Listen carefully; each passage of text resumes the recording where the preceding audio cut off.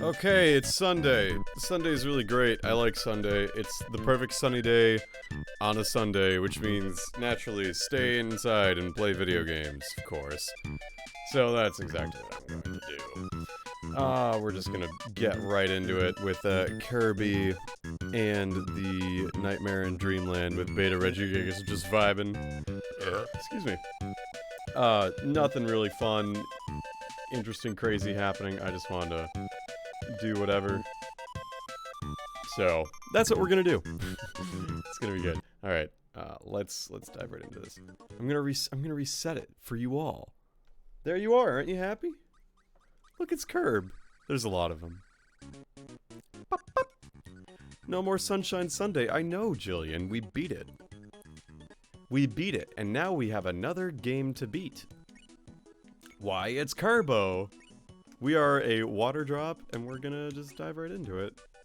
How's it sound? Is it audio mixed well as we go into Vegetable Valley? I hope so. So I like Amazing Mirror more, but you know what? Who am I to, you know, talk about what I like and dislike on this channel? Gosh darn. You can turn up the game music? Okay, I will in just a moment. I will do just that, because you know what? I thought it was a little low, but you know what? There we go. How's that? Better? Probably. It's better for me. So yeah, this game, fun, perfect, great. Yeah, so, like, I don't know, the way this one is played out, it's a lot less robust than, Amazing Mirror, I find, but you can get UFO in this room right out of the gate, so there is that at least. So at least that's neat. You can go through the first level with UFO and fuck some assholes. Make some amazing movements in the process, and even get a score. I have no idea why there's a score counter in this game. Doesn't really make any sense, and you lose UFO at, like, the moment you beat the level, so what even is the point, right? So yeah. Kirby Nightmare in Dreamland. It's really weird, like, I was trying to find the stream tag for this game in particular, and it's just not on there. Like, I think Twitch did away with, like, game title for remakes, and it was really weird. I don't know. I definitely had this game when I was like 6 or 7, but I was like, this is too hard for my P-shaped brain. That's really sad. I don't think brains are P-shaped, though. Oops. Oops. This game's hard.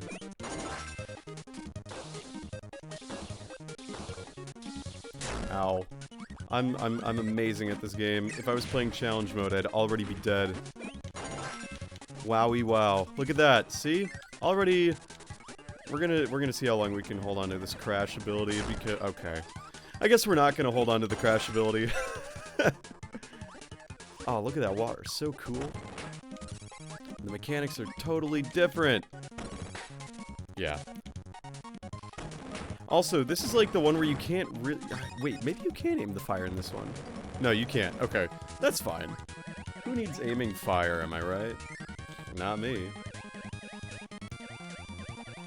But yeah, this one, like, I prefer Amazing Mirror to this just because... You got fire again. Just because of the level design, I think.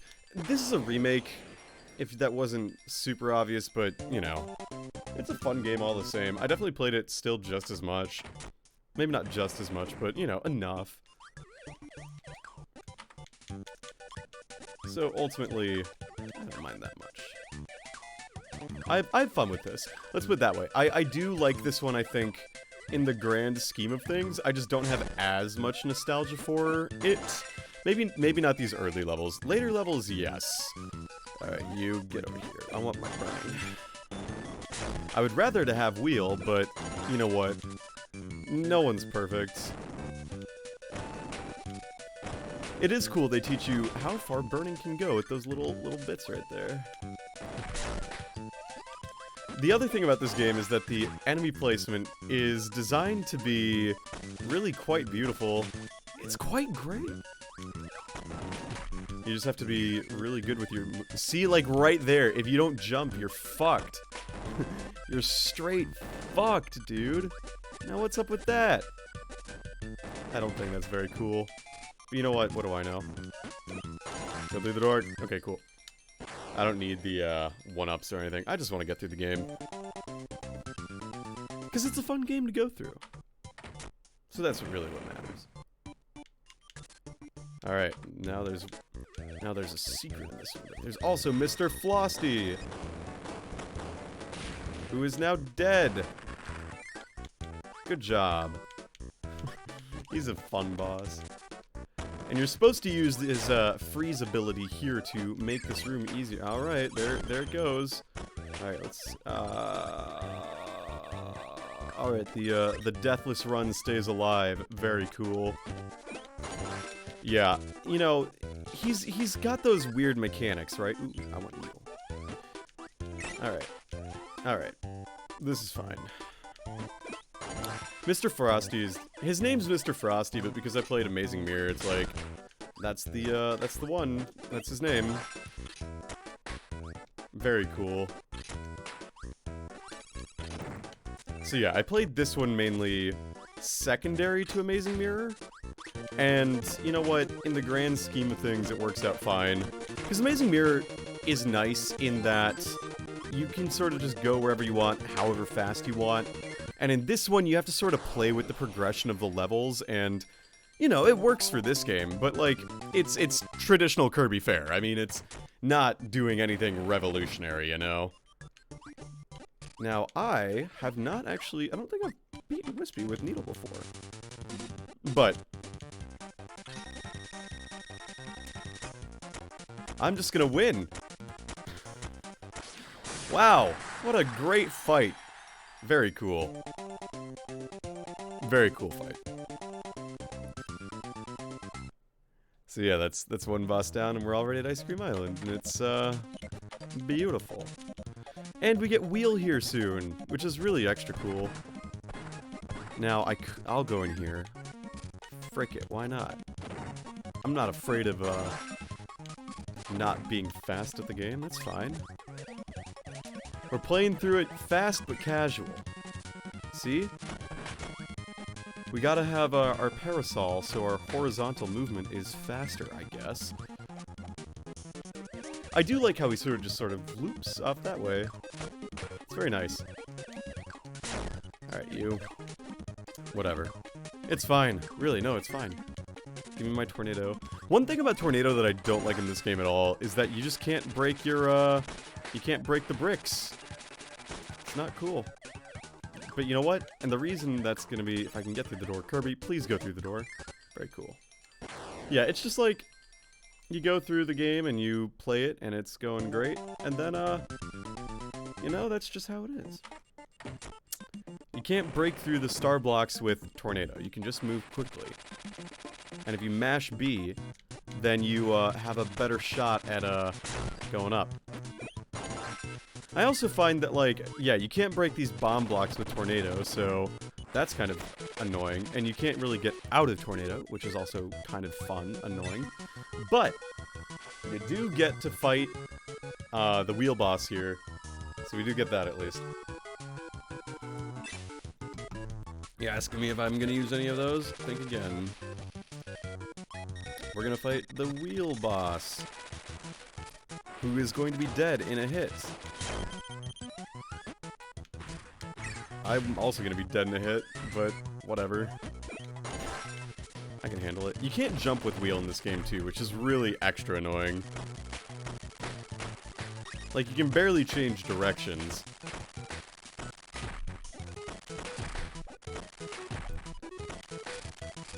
See, like, that's another thing. Again, Amazing Mirror does it better.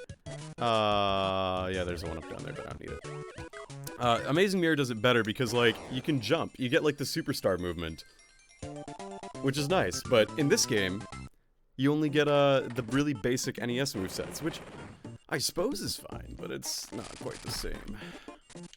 Alright, let's go here. And, like, every kid playing this game's like, I got wheel, I'm gonna use it everywhere! And then they give you this level, which wheel is, like, not good in. Because you have to be really good with movement, and if you want to get the secret, you have to have sword, so you can do this. Wait, can you not do it in this game? Oh, you can't. Alright, that's really dumb. Never mind, but you get UFO, so it's okay. It's fine. This is fine. I mean, any level that gives you UFO, pretty neat, especially when you're in water. See, I'm getting points. That's the real reason you play Kirby, for the points. Anyway, how are you all, chat? How's a lazy Sunday going for you? It's a nice enough day out. I got my exercise in earlier today, so it's like, I don't feel as peer pressured by the idea of going outdoors right now. Fucking Brano Berts that have tracking really sucks. And I'll get the one up in here because I'm not a stranger to weird things like that. Sure. What'd you do to get swole? Today was chest and shoulders day, so I did a lot of like pseudo bench pressy stuff. The Planet Fitness I went to didn't have like an actual open one, so I ended up just using like dumbbells and pushing those upwards. So that was pretty good. I also ended up doing... I usually do stairs just to practice, just to keep those legs going, you know? But in the grand scheme of things, it was kind of one of those, I had some interviews that took place later in the day, and I also need to get groceries, so, you know, I had to limit my time, so I only got about 45 minutes, but 45 minutes is still better than nothing, so take what you can get. Just to practice going upstairs? Exactly, yeah. Fucking, really? Dude. You're an arse. Yeah, so, you know, and at that point, like, I'm not gonna be the type to, you know, wait in line for a thing. I'll just make time doing something else, and that'll be that. That's just who I am. I'm a passive Midwesterner. Go in the door. Maybe that'll get the one up. Nope. Beep. Yeah. So that's what I did today, and, you know, it's important because Final Fantasy XIV revealed that there's going to be bunny boys, so naturally you gotta get Swole to be one of those, I guess. I don't know. How else are you supposed to impress your friends on the internet? Definitely a good call. Trust me, I'm a professional. Professional what? Well, that remains to be seen. Bunny boys is greater than cat girls. See, but here's the thing, though. Like, with those... Jesus Christ. With that argument, I mean, like, there are... Not to say... I mean, cat boys are a different breed, though, is the thing, you know? Like, those are just outright different than cat girls in the same way that bunny boys are different than bunny girls. Sorry, one sec. So, I don't know. I feel like, in that regard... Oh, jeez. Come back, Mike. I'm getting some DMs. Hold on.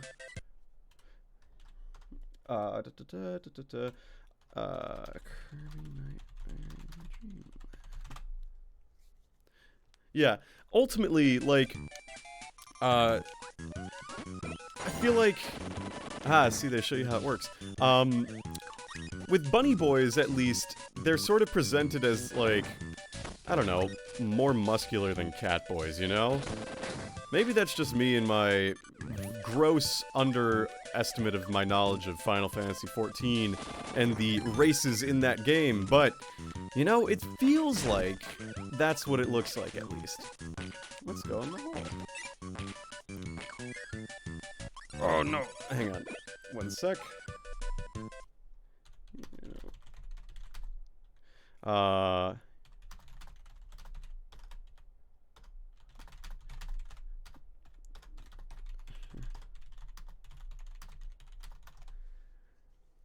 Yeah, so, like, I don't know the, races enough to really speak on it effectively, though I have seen some really nice art, and I have to say, it's really nice, so that's all.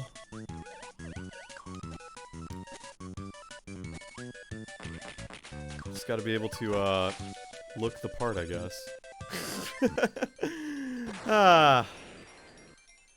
All is well.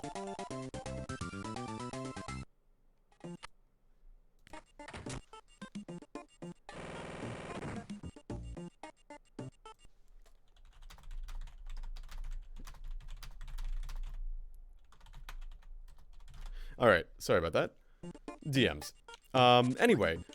So yeah, that's why I went to the gym today, to stay in shape and, do what I can, because I don't know what I did, but I did something to my Achilles, and, well, maybe it was because of the fact I went on, like, a 9-mile run or something, while it was still a little sore, and now my Achilles is not my friend, so I cannot, go on my really long runs.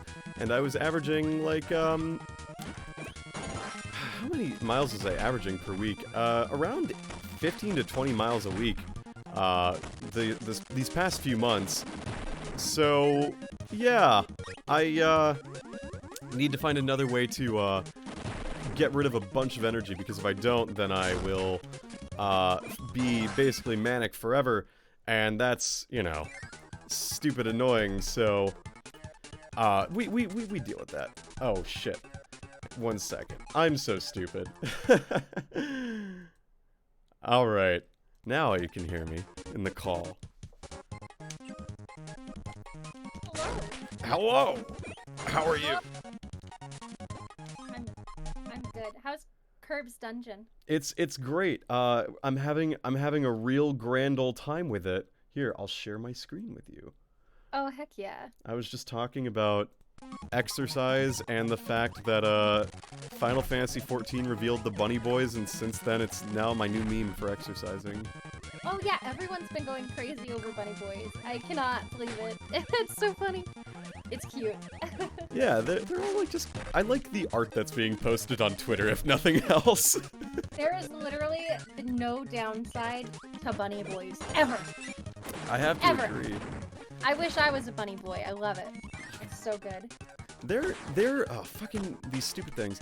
Yeah, like, I don't know, today, I saw some Twitter art and I was like, ah shit, I need to like actually go to the gym. Hey, what ups?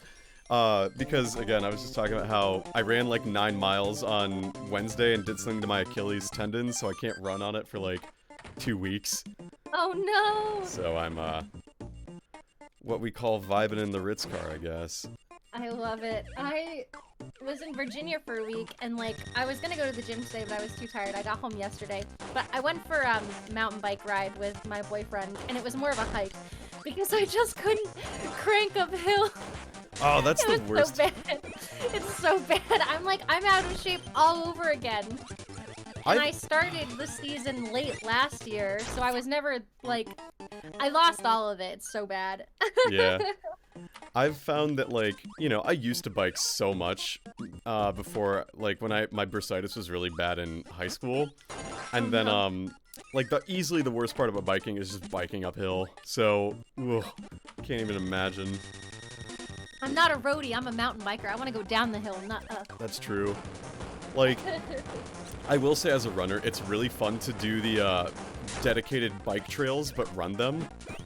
Yeah. Because you get to run up and down, like, these ridges. It's really fun.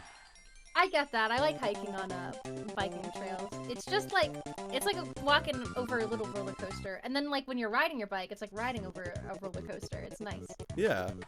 And, like, when I got my cold last week, I had previously gone on a run that there's a place not too far from where I live that has basically just a bunch of mountain biking trails in the middle of Madison. So it was really cool because everything was just available. And so it was like the middle of the day, and I just, you know, took to the trails and ran up and down a bunch, and then realized, ah shit, I can't breathe out of my nose. Oh no! Yeah, my allergies have been absolutely killing me. They're really, really bad. Oh my goodness. Yeah. I don't know, like, I normally don't have allergies, and, like, I thought that they might have been allergies just because I was getting so much drainage, you know? But then, like, it stayed with me even when I went to another place, so I was like, well, is this allergies then, or is this an actual cold? So... It could be. It was, like, absolutely horrible in Virginia, and I was taking more allergy meds than I usually take here, and it wasn't doing anything. Mm-hmm. Oh my gosh, my nose, and then I come back, and my nose is still so itchy. I'm like, oh my god, just kill me. Like, nothing will clear it. Like, it just... My eyes are so watery. Oh, it's miserable. And isn't it just the greatest feeling too when, like, you're trying to record stuff and then you end up, like, just saying "ech," and you cough up like this giant glob of gross shit? It's the worst. Ew. Well, I don't cough up stuff. My nose gets super runny though. Yeah. Ugh. Well, like... But I feel congested. Yeah, like, it's either going through my nasal cavity down into my, like, throat, or it's just coming out the other side. And I know this is the most beautiful images ever to give people, but, like, this is how it is. That's how it was last week. Oh my god, it reminds me, like, I hate loogies. One time, it's just so gross. Yeah. Like, do you have siblings? Yeah. Okay, so siblings are horrible people. They should not exist. So one time, like, so my brothers and I, we used to be obsessed with soda. Yeah. And, like, one time I was measuring out, like, 2 cups of soda between me and my brother because it was, like, the end of the bottle.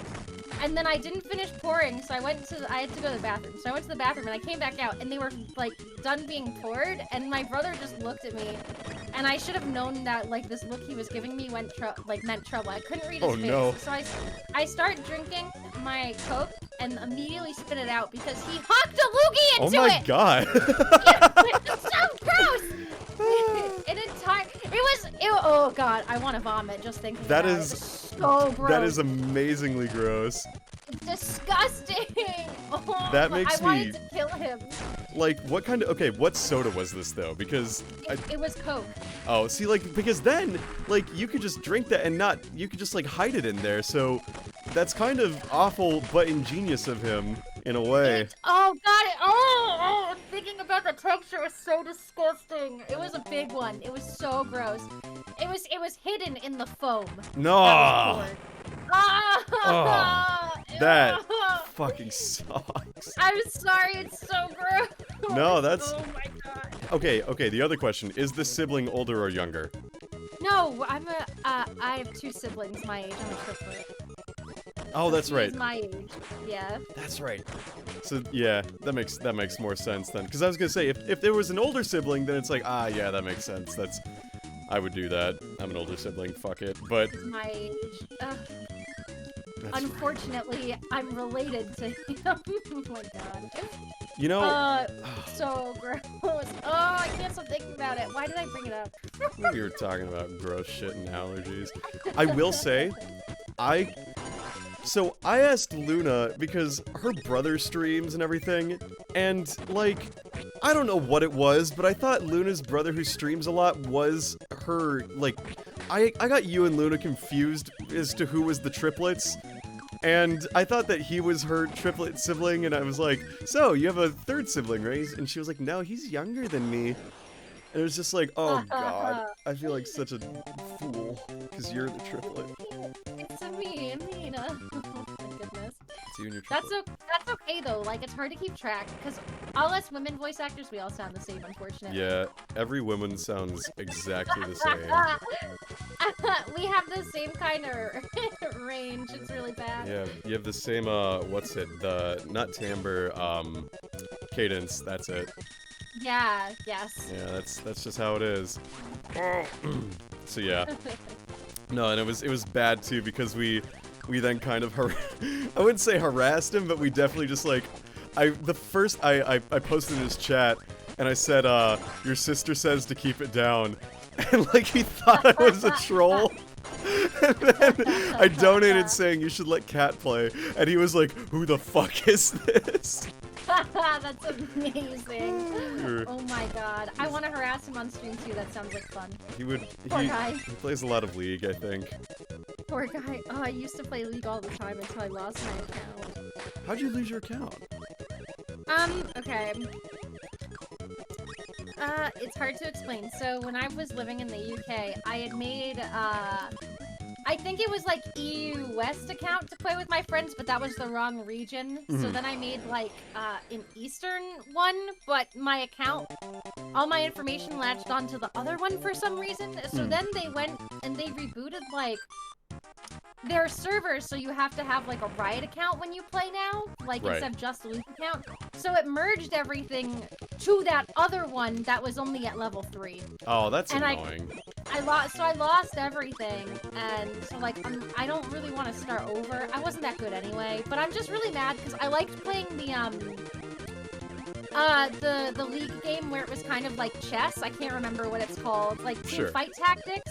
Yeah, Team Fight Tactics. I liked that one, so I played that one a lot. I was good at that one. I'm not good at regular League because my eyesight's so bad, so I can't concentrate on all the little things happening at once on the screen. It's really bad. So I was like, oh man, because I got up to silver for Team Fight Tactics and I had barely played and I was like slowly creeping my way up, and then I moved back to America and then I lost everything. Oh, I gotta ban some people. One sec. Anyway, you were saying... Oh, That's pretty much it. Yeah, yeah, shit. I got bots in the chat, and I gotta remember how to. Ooh, that means you're famous. I know. I could. They ask me if I wanna, you know, get that shit. I need to ban a report.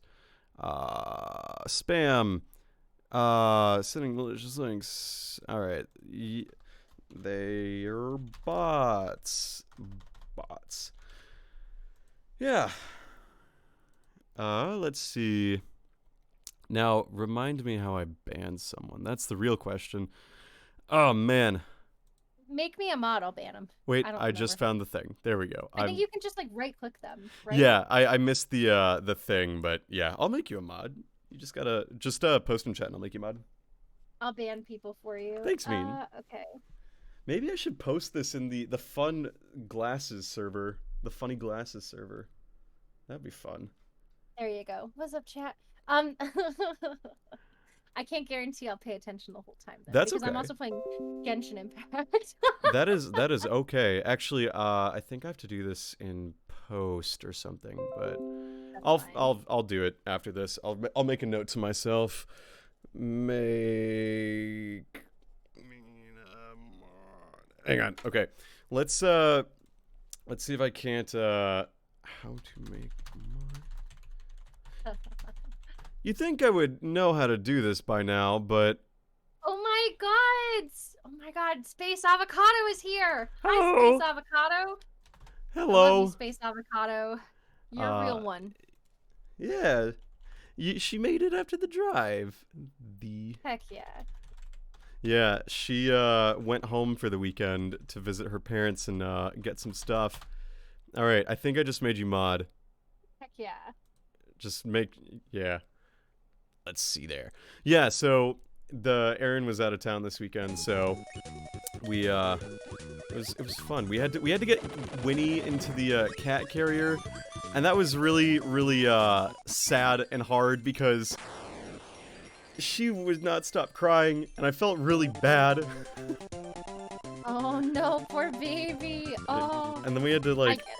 and then as we were, driving to get on the highway, to drop me off or whatever, because I had stayed over, she was just non-stop crying because it was the same direction as to the vet. Oh. So she thought that she was going to the vet. It was really sad because she was crying. Yeah, it's not fun when animals cry. No, it really isn't. So, yeah, but Aaron found some cool things at home too, which is always really fun to consider. Which I'll let her share if she feels so inclined to do, but I'm excited about him. Oh, I'm glad Winnie's doing better. She's such a cute cat. She's so great. Winnie is adorable. I missed Toast. He was so happy to see me when I got home. Yeah, because you were out of town for a bit. Yeah, he was jumping all over me. It was like, oh man, it was so sweet. I'm glad that Toast is doing well too, because he always, I'm not the type of person who's when they see a picture of a dog, they immediately go, oh, but Toast is a different breed, Toast, when I see pictures of Toast, I've been conditioned enough by you to be like, oh my god, there he is, there's Toast. Oh my god, there's that long boy. There he is. What a wholesome individual. Here he comes. He is a good boy. He is doing so well. Because he got neutered recently. He's doing much better because he doesn't have to wear the cone anymore. Did I tell you? Oh my god, he was so scared of the cone. I thought he was just acting strange because he was on meds. No, it was that cone around his head freaked him out. So he would freeze in fear. No. And then he would I'd put him down to the ground. He would try to shake the cone off. He'd jump 5 feet and then he'd stop, paralyzed in fear again. It was so sad. Poor Toast. He is doing much better now though. He's all healed up. He doesn't need a cone anymore. He's very, very happy. That's good. I'm glad he doesn't need a cone anymore. Winnie had to get surgery a little bit ago too, and it was she had to wear the cone, and whenever she was wearing the cone, she was just miserable and didn't really like it that much, and I always felt so bad whenever she had to wear the cone, but it's you gotta do it, otherwise, well, there goes my power. Yeah, if the animals lick the area that was like worked on, they could get infected. So Right. it's like we have to. It's for their own good, but we can't. I wish I could talk to like the animals and be like, no, I promise you, it's not scary. Right, this is for your own good. Please. Yeah, please. Actually, if we could talk to animals, then they probably wouldn't need cones. We could just explain to them why they shouldn't like bite at their sutures and stuff. If only that were that easy, right? I know, right? I mean, I think one of the most interesting things, if we could talk to animals, I think the first question I'd ask is like, what do you know? What have you seen? Like, and in that tone too, I would. Where's Dent? Where's Harvey Dent? Where's Dent? Where is she? It's like, would you talk to your would you ever talk to Toast as Dark Knight Batman, Mina? I think Toast would play along as Joker because he's got a good sense of humor. That's good. You gotta have a good sense of humor if you're Toast. You're Toast. Yeah. Oh, look, a secret. Yeah. I mean, I think I have sort of I don't know, practiced monologue-y voices to pets before, and one time I had a cat sit Winnie, and she just sort of gave me a look, and I was just like, yeah, you know what I'm talking about. Because I was doing like the, I want to know if you ever heard anything about blah blah blah blah blah, and she was just looking at me like, okay. Alright, you. Alright, so... What other things would you ask Toast if he could talk? You think? I'd probably ask him if he's happy and if there's anything he needs or like anything he wants me to know. Like, I'd be like, you know, puppy, are you happy? Like, what can I do for you? You know, like, Right. what'll make you the happiest? And if he was like, man, I really want a burger right now, it's a special occasion, I'd be like, Fuck heck yeah, Toast. I'm getting you a doggy burger. Oh my You know, God. like for his birthday. And I'd probably explain to him that when we leave the house, it doesn't mean we're abandoning him. It just means we have to have jobs so that we can support him. That kind of thing. Yeah, it's always so hard to like just, alright, I gotta go, I'll be back, I promise, please, don't, I'm not leaving you forever. It's the pet, You know. it's the pet problem. Pets are the best. They are really nice though. They are...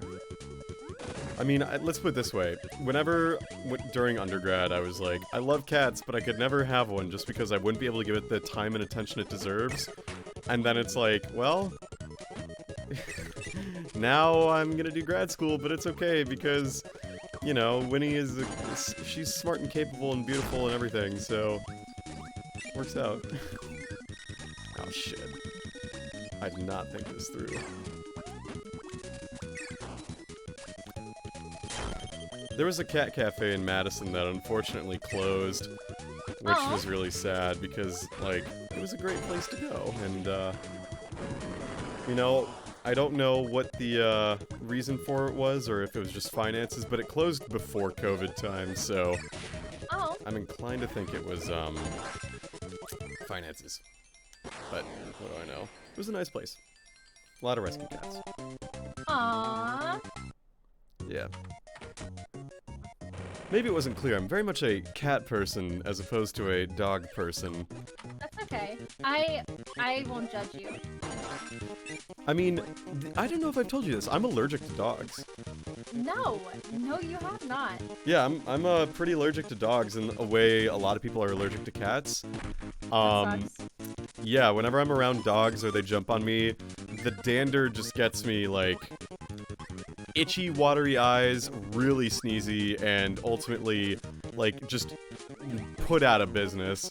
Like, I have to Oh, take gotcha. Benadryl, and then... It's kind of sad, because Aaron's got a friend who has a dog named Smitty, and Smitty is a wonderful boy. He is great, but he likes to jump onto people, and whenever we go over to Aaron's his friend's place, usually it's to, you know, drink and have a good time, and I can't drink if I'm over there because I gotta take allergy meds, and the last time I did that, I took a Benadryl and then I drank a single beer and I was nodding off at 6:30 in the evening. It's because you're taking Benadryl. That's true. Benadryl, it's the powerful stuff. Yeah. I used to be obsessed with cats when I was younger. I thought I was gonna get a cat first. Like, no, we ended up getting a dog. But I would like read all about cats and stuff because I was trying to convince my parents to let me get a cat. They never did, unfortunately. Sad. But yeah, I don't know. I kind of still want one, but I think I'm actually allergic to cats. Oh, really? Yeah, because whenever I go to someone's house and they have a cat, my allergies immediately are like, no. And I'm like, oh gosh. Damn it. You know? But I'm not allergic to toast, so that's good. That's what counts. That is ultimately what counts. The allergy nasal spray works well for both seasonal and pet allergies. Interesting. Oh yeah, but I still really like cats. That's good. It's important. Oh shit, I missed the secret in the level? How did I miss the secret in the level? I thought I got it. Oh well. Let's do it again. Yeah, like... I don't know. I used a nasal spray for... I used some nasal spray today, PBJ time, and like it just did not work. It hasn't done anything for me. I'm still suffering today. I'm just suffering in silence. Mina just suffers. I'm just really dramatic. Suffer. Yeah. Where is the secret in this level? It's like down here. Pretty sure. Maybe... Oh, maybe it's up above, actually. Oh well. Yeah, like... In the grand scheme of things, it works out because if I'm the designated driver, then, you know, everyone else can sort of drink to their heart's content, and I don't have to. So I don't mind that much. And then it lets me actually be somewhat social. I get you. Where's the secret in this level? I forget what it is. Yeah, but I also don't like spraying stuff up into my nose. I don't know, I cough a lot from that, so... Well, it's like every time I use nasal spray, right, it suddenly my nose like runs like crazy, so I immediately have to blow my nose. Yeah. And like, you do it, and then it's like, you have to make sure that it doesn't like come out. And it's like, and it's kind of just gross. There it is. Oh my god, I get that. Yeah. Nasal spray. Alright, so now I can leave this stage. That is the nice thing about this game, too, is that you can just sort of, leave stages once you found the cool stuff. So, I don't mind that much. Definitely optimized in that regard.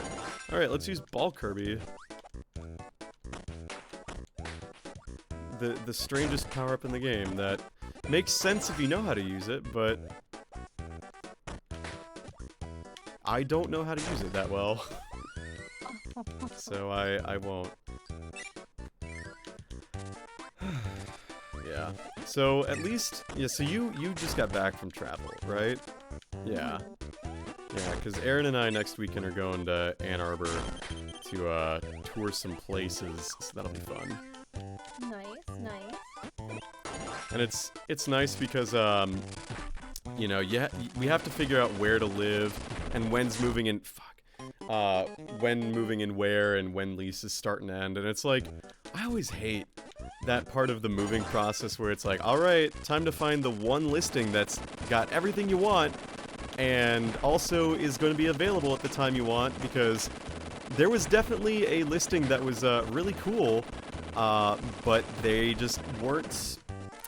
The lease did not start until September 1, and that just doesn't work. So. Oh yeah, that's fair. Yeah, you need something a little sooner. September 1 is such a bad time for a lease to start. Like, that's after classes start. So. It really is. Hello. Hi, John. Hello, John. Hey, guys. We are just playing Kirb because it's really easy and I can play it without really thinking and I can just talk.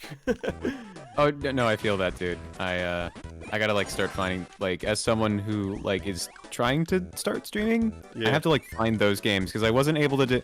As much as, like, I love Mega Man X and as, like, okay at the game I was not able to hold many conversations while playing that game. A lot of it was, like, me being silent, concentrating. Yeah. Although I assume, like, co-coms help. Oh, yeah. Ooh, nice. Always does. Yeah. It's why I tend to enjoy having just pals on too, because then it generates and stimulates conversation. You know, as someone who has played the Let's Play game for a while, I know the merits of being able to play and talk at the same time, and it can be hard. So, I just remember that Smash Bros. Tournament video. No, not Smash Bros. That couch playthrough. Oh my god. Which one was this? The one with like that dude who wouldn't stop talking and the guy Oh, was like, yeah! I would prefer it if you didn't talk. Oh, yeah! The speed run! Yeah, Oh the my God. AGDQ I'd really prefer if you'd be quiet. Right, yeah. Oh. Oh. Shit. Yeah, for context, chat, about a week ago or 2 weeks ago, we were in a years. we got on a call where we were just like, someone brought it, I think it was Will who started the video watching, and then we got on like watching speedrunning cringe, and of course you can't really watch speedrunning cringe without watching like AGDQ cringe, which is always like, you know, beautiful as is. And a bunch of people have just never seen I'd really prefer if you be quiet. Oh my god. I don't think I've seen it, but like I know the setting of AGD of 8. Oh my god, I can't get the acronym right. Sorry, my brain isn't working. You're good. But I know that setting very well, so I can just imagine like the way that it plays out. What I hate more is then like as we're watching this, right? Someone for like the donations is like, I want the guy in the green hoodie to talk more, and then they're like, oh, if he does 10 jumping jacks, we'll donate money. And he does it right in front of the speedrunner. Oh my god. It's just like very not aware of oneself in that moment, and it just makes me laugh every single time because the best part, like, you know, it's so minor, but the jumping jacks are just awful too. Like, he's just flailing his arms around. Yeah, it's so fun. It was funny. Oh, it's really good. And you know, Games Done Quick actually, when it was in Minnesota, it was not too far from my house to where, like, at one point my cousin, and my brother and I, we were seriously debating getting, like, passes to just go sit in on it and then just drive back to my parents' house at the end of the day just because, like, it was that close. Where we could drive there, like, in maybe 15-20 minute drive from my house, so... Oh my gosh. Yeah. Of course, you know, can't really do that now, but, you know... Ah, yes, the maze. But ultimately, it was fun. I'm doing adult things today, guys. I'm applying for a credit card. You're a I'm proud of you. I'm proud of you, so too. Proud. Okay, so I successfully signed up with a new bank. I signed up with Chase, and I tried to get a card through them, but they were like, yeah, no, you can't get a card with us because you don't have a credit score. I'm just like, well, yeah, I don't have a credit card. That's why I don't have a credit score because I don't have a credit card. That's why I'm trying to get a credit card. And I couldn't, like, get, like, their most basic, like, credit card, and they're just like, yeah, you're gonna have to find one someplace else. So I'm just like, okay, fine. And I'm trying Capital One, because the guy at the Chase Bank place told me they have good starter cards, but I'm worried that, like, if I get declined this one, I'm just like, well, am I just, like, shit out of luck? Is it one of those catch-22s where I need credit to be approved for a credit card, but I can't get credit unless I have a credit card? If that doesn't work, I know I told you before, but TD Bank has their own credit card that is purposely for building credit if you don't have any. Yeah. So you can look into that one too. You should use the Gap card. Those department store credit cards that are all like, they'll make you sign up, and if you do, you get $200 off your purchase or whatever. But then, like, you actually use it for once, as opposed to saying, like, yeah, I'll sign up for it, and then you don't use it, like, at all. Right. It's only a partial thing. You've never had a credit card? I've never had a credit. I never had a. No, I've never had one. I've had a debit card for years, but I've never had a credit card. Yeah. And I had a. Oh, go on. I'm sorry. I was about to say I had a really dumb econ teacher who, like, I don't know, he kept, like, showing us, like, Dave Ramsey videos and about, like, how credit is bad and, like, you know, in order to live debt-free, never get a credit card, and it's just like, but I never realized until recently, and I get this is like very ignorant of me to think, but no one fucking told me that you needed a credit score to like be approved for housing, Yeah. to like, you know, to buy a house, to rent a car, to like do car payments, and to do like literally anything like else an adult can do. Right. No one told me. No one wanted me to be independent and think for myself. Actually, I was actually just watching recently. I didn't finish it, but you know, like the explains like things and stuff on Netflix. Yeah. It came out with one about money and like how it works and stuff. And there's this whole episode talking about credit cards that I actually didn't finish. But it's talking about how if you pay with cash or like a debit card, you're just wasting money, because since a lot of people use credit cards, and like credit cards charge a fee like to places when they're used, places just raise their prices of things. So when you're paying with just cash, you're basically saving people with credit cards money. Oh shit. Yeah. So, but what Capital One cards are you looking into? I actually use them, so I actually quite like them. I was going to go for their platinum rewards card Well. Okay. Yeah. because they said that was a good one for building credit. Yeah, okay, I'm gonna look into it. 'Cause I like their stuff is very straightforward. Yeah. One of the nice things about where in Madison is that UW has like a credit union that is specifically designed for students. So like I've had credit and debit card through them that I've been able to use and like sort of build my credit score and to make Is it the Quicksilver one? no, it's just through them. It's not like an No, actual... sorry, I Oh, was for asking John. Oh, my bad. Yeah. Oh, sorry. What was your question? Is it the Quicksilver one rewards? It doesn't say. It's Link me to it. Yeah, hold on. Let me. Yeah, no, it's just Platinum MasterCard. It's not Quicksilver one. Hold on. Oh, secured MasterCard for rebuilding. Gotcha. Yeah, so there's on the site on the credit card like page, it has like 3 cards laid out, or Oh, like it's the first. one on the right. It's the one on the very right. Yeah. So You- I looked at the thing that said for building credit. I'm like, yes, I need that. Please give to me. Got you. It is very frustrating though that like you need credit to do all these other things, but it's like you can't develop it without first developing it. Yeah. Gotta go and make things complicated. Yeah. Also, this is the only credit card that doesn't require an annual fee. and I like yeah, that. that's really helpful. Yeah. For a first credit card, I mean. Yeah, especially. And I think it's really important to, you know, like, I use my credit card basically for really large purchases, like anything basically over, like, 20 bucks even. Just for the sake of, like, you know, small incremental things that I know that I'm going to be able to pay off. And then I just pay it off every month, and that's just how it is. Alright. Validating your information. Let's hope for the best, people. It's really good. Just be careful, because that APR for that card is really high. Yeah.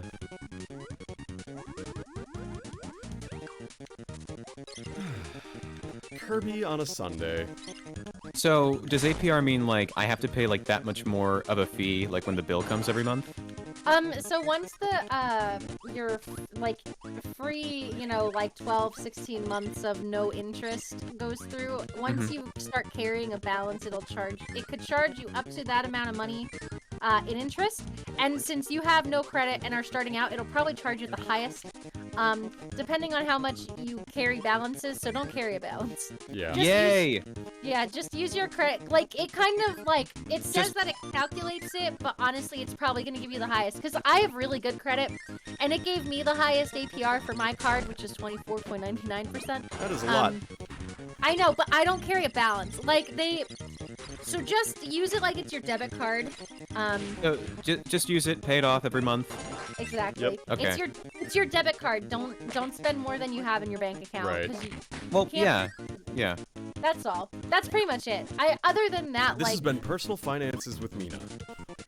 For real though, I have no issue like using a credit card. Like when I first got a credit card, people freaked out because they're like, "Oh, you're gonna spend so much money." I was like, I buy stuff I need, and then I pay for it. Like, you know, there's no...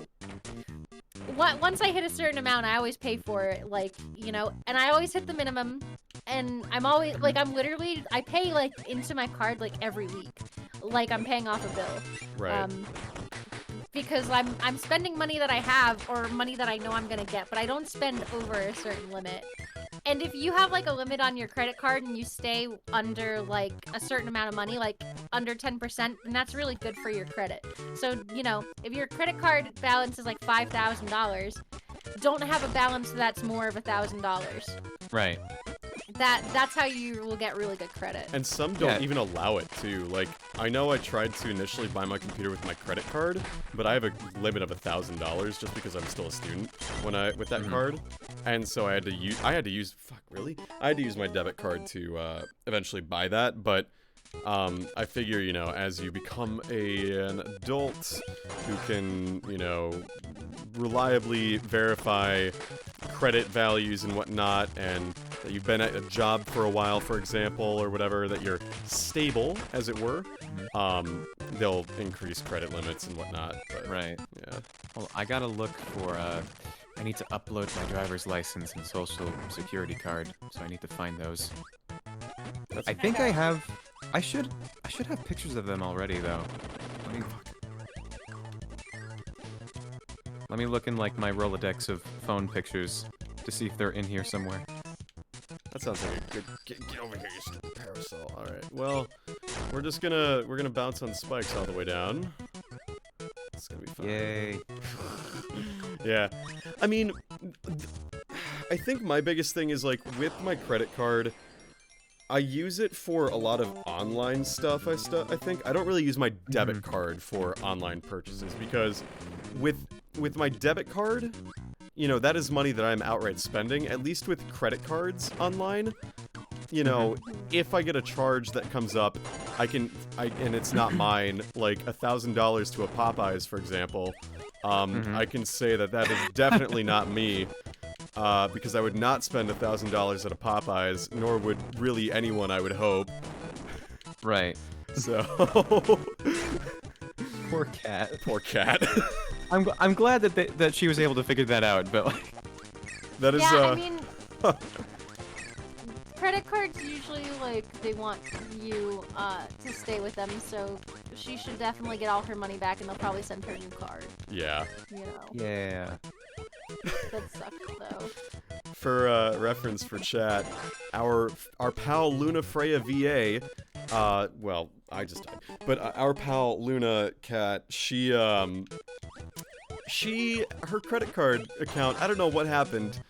I think she got it sorted out, but she woke up to a charge to $1,000 to Popeyes, and then another $1,000 to, like, what was it? Denny's?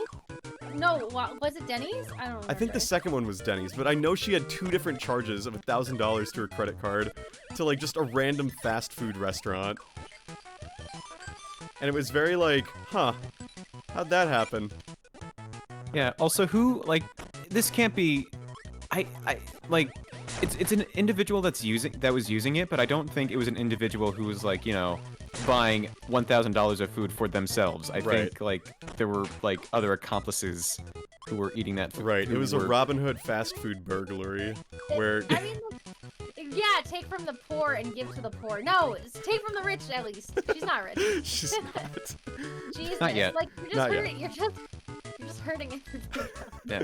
It's just like... None of us are rich. We're all actors. Just Robin Hood, Jeff Bezos or something, not Cat. Jesus Christ. Yeah, don't... Yeah, no, steal from the guy who didn't pay any taxes this year. Yeah. Did he really not pay any taxes this year? Well, Amazon didn't, at least. Ah, well, yeah. No, it's fucking Sparkies. Oh, man. Okay, so what I'm trying to do right now is I'm trying to get the Sparkies to line up so that I can copy ability them, because they give me hammer, and I need a hammer to break the thing inside that little door over there. So that's why I'm being really goofy with this. I want to educate you guys to never ever feel bad. When a store asks you, like a big chain store, box store, whatever, when they ask you to donate money to a cause, I didn't need it. Don't do it. It's a scam. It's so that the company can put your money as their tax write-off. So they've already like allotted an amount of money that they're gonna give, and they wait for like people to donate basically, and then they donate that money and they use it as their tax write-off.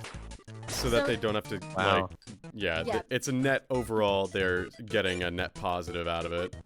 Yeah, so don't Yeah, that doesn't surprise me. don't feel bad about saying no. I stopped doing that when I found that out. Like, I'll donate myself, you know. Would if you I like to want. donate to the Boys and Girls Club of America? No. Not if it's Walmart asking. What if it were like a small mom and pop store, but they were still doing the same thing? Probably know them too if they're doing the same thing. If they're using me as a tax write-off, no thank you. Is that all I am to you? A tax write-off? Yeah. Yeah, Sorry, buddy. that's I okay. will be right back. No worries. Yeah, that's why I'm friends with you, Mina. You do background. You help me verify background checks. You're That's- my tax write-off. Yeah, you're my tax write-off for My Twitch.tv. little Come here, my little tax write-off. Oh.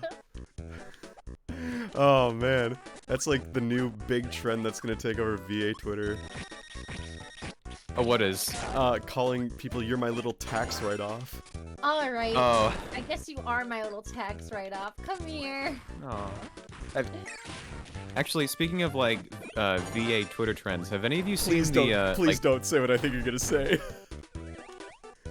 Say it. the test your lungs video? Oh, The that is what? not what I was saying, but yes, I have seen The it. what? The No. what? Yeah, no, it's a video of like a diagram of like a red dot like rotating around a purple circle with like a pair of lungs inside, and basically the idea is to like it goes in like sequential order, so like one like rotation is 1, and then it goes all the way to 10, and the idea is to see like how long you can hold your breath for, like whether or not you have normal lungs, strong lungs, or super lungs. And a lot of, you know, VAs are doing this and flexing because they're just like, I got 11. Oh, I missed. Like, I'm a master of breath control. I feel really inadequate because I only got 7. That's okay. I mean, like, you think people will go on the internet and lie? I mean, like, I. Who would do that? No, mean- Voltage, who would go on the internet and lie? That doesn't make any sense. Not me. I am a truthful boy who only speaks the truth on the internet. Yeah, I speak the truth. I'm 6'6", 250 pounds, and I won Mr. Universe in 1977. Did you Good for actually? you. Yeah. Congratulations, John. No way. Thank you. That's actually really cool. I didn't know that. Yeah. Yeah, no, I'm 75 years old. You know, I would have pegged you for 72, but 75? That's pretty good. Oh, yeah. Dude, thank you so much. That's so nice You of you know, to say. you're kind of mature for your age. Aw, thank you. You're very welcome. This is a dumb puzzle and I don't like it. You're a dumb puzzle. No, I'm kidding. That was me. I was literally about to say the same thing. I was about to say, you're a dumb puzzle and I don't like you, but you think you. Well, back Nina? at ya. We are the same, and I We're love on- it. We're on the same wavelength. Stop it. Yes. Stop it. Stop it. Stop it. Stop it. No, you. No, you. Stop. Look at all these wheels. There's so many of them. Uh-oh, I got 2 wheels. What am I going to get? I got Hutch. I got the ability I just lost. Alright, this is fine. Keeping wheel is kind of fun. The trend on VA Twitter, I was thinking you were very concerned about, John, was the one where you microwave Cheerios. Oh, yeah. Oh, that fucking. Wait, Okay. What? What? Let What? me I let me fucking explain hate that this. so much. Let me explain this. So Michael Schwalbe, like made a tweet, like a video, basically being like, "Man, just sure do love cereal. Cereal's great." And then he proceeds to put his bowl of cereal with a spoon still inside the bowl in the microwave. And apparently that's how he enjoys his cereal. And then like there's Jun definitely a Yoon, jump cut. and then Jun Yoon like quote tweeted it, being like, I'll try it, see if it's good. And apparently he liked it, and I'm just like, what? Who? He actually did it. I guess, because I think, like, back in the day, cereal was, like, oatmeal, where you could have it warm. But what kind of cereal? Honey Nut Cheerios. It's just Honey Nut regular Cheerios. Cheerios. Or regular Cheerios? It's one of the Cheerios, and it's just like, because the Michael Schwalbe tweet is definitely a joke, because there's a jump cut. There's a jump cut in that video, like. Oh, I didn't even know it was a joke. No, but like, you wouldn't put a spoon in the microwave. That'll spark. I thought, like, okay, the thing is that I guess I just didn't watch the entire video. I thought, like, maybe, like, if he did make a jump cut, it would have been like oh, fuck, I just put a bowl of cereal in with a metal spoon. That's dumb. Let me, you know, fix that. You people own microwaves? You people own spoons? You people own homes? You people own food? You people? You people? Where the hell Oh, is okay. it? Also, question for both of you. What do you think is more odd? Microwaving your cereal or putting your cereal bowl in the freezer? Microwaving it, but not by a very narrow margin. Are you gonna? I want to make that poll. This is a very thinly veiled call out post. Yeah, my good friend Jacob Wilson, the way that he not only does he pour milk first like a maniac, he puts his cereal bowl in the freezer for like 5 minutes so that the milk is quote unquote chilly. It's just like, as someone who's drank milk with ice shards in it, or like milk ice, it's just like, Milk is already cold enough. Why do you? Alright, I'm gonna make a poll. What's worse, microwaving cereal or freezing your milk? Mina, I think you should phrase it, what's better? Yes. What's better? What's better, microwaving your cereal or putting it in the freezer? I'm gonna tweet it. Will you please answer my poll? Yeah, I will. I will. Don't And worry. as should all you viewers too. Alright, here's where I'm gonna get hammered. Also, just to be contrarian to Jacob, I'm gonna vote for microwaving your cereal. I fucking hate both of those. Here's the thing though, I don't even eat cereal. There's no cereal in my household. Like, I respect these people Like, as all- people, but I also fucking hate all of this.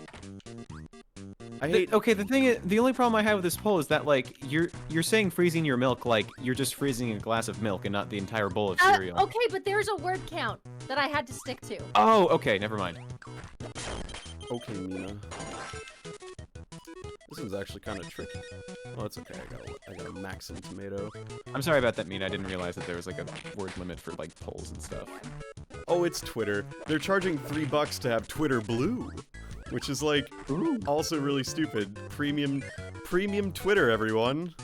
Welcome to the future. Someone replied to me, I'm sorry, what? I have to say, Cereal and VA Twitter have the weirdest relationship. Like, definitely, every time something about Cereal gets posted on VA Twitter, I have to reread it at least twice. People have such strong opinions in regards to cereal and food in general. Like, I think it doesn't like matter like what community you're in. I mean, I guess VA Twitter in particular has very interesting opinions about cereal specifically. Y'all put milk with your guacamole and chips? Yeah. It's like the same basic idea. It scares me. Also, apparently, like, there was, I don't know if, like, you were around for this when this was happening, Voltage, but, like, are you familiar with the VA biker gang? The what? Okay, basically, apparently, there's a huge percentage of voice actors who have never ridden a bike. What? And you're a part of the VA biker gang if you know how to / have ridden a bike before. Huh? Yeah, it pops up from time to time. I already have 6 votes, and right now, microwaving cereal is at the top. With Why? 57%. Why is everything about this just awful? Okay, first off, okay, I remember I was working on my like VA frickin' resume, you know, because I did that, And people were like, I don't know, was it you, John, who told me this, or was it Mina, or someone said, like, maybe it was Lays or Cry, but they were like, yeah, you should put the fact that you have a driver's license on your resume. And I was just like, what do you mean I should put the fact that I have a driver's license? And they were like, yeah, like, I didn't say that. I did not say that. Someone was like, yeah, like, you should put it on there because it shows that you're able to get yourself to places reliably. And it's like, huh? What do you mean they don't have driver's licenses? How did they get places? Come on, dude. People can Uber places. Also, actually, that's like more like financially like efficient in LA, especially. In LA, because, definitely, like, that's true. Because parking is so expensive, it's just cheaper to like Uber everywhere. That is true. I suppose if like in an LA context, because I'm not in LA, and that doesn't really register with me as, again, someone from the Midwest who, like, you know, drove at the age of 15. I was like, huh? So you're telling me that there are people on VA Twitter who have just never rode a bike before and are just like otherwise completely just like, yeah, what about, that's weird, why would you ever ride a bike? Well, I mean, like, I think it depends on like where you grew. I grew up in the suburbs, so it makes sense that I like knew that. Sure. You know, I knew how to ride a bike. But I assume if like you grew up in the city, like you wouldn't really need to ride a bike anywhere.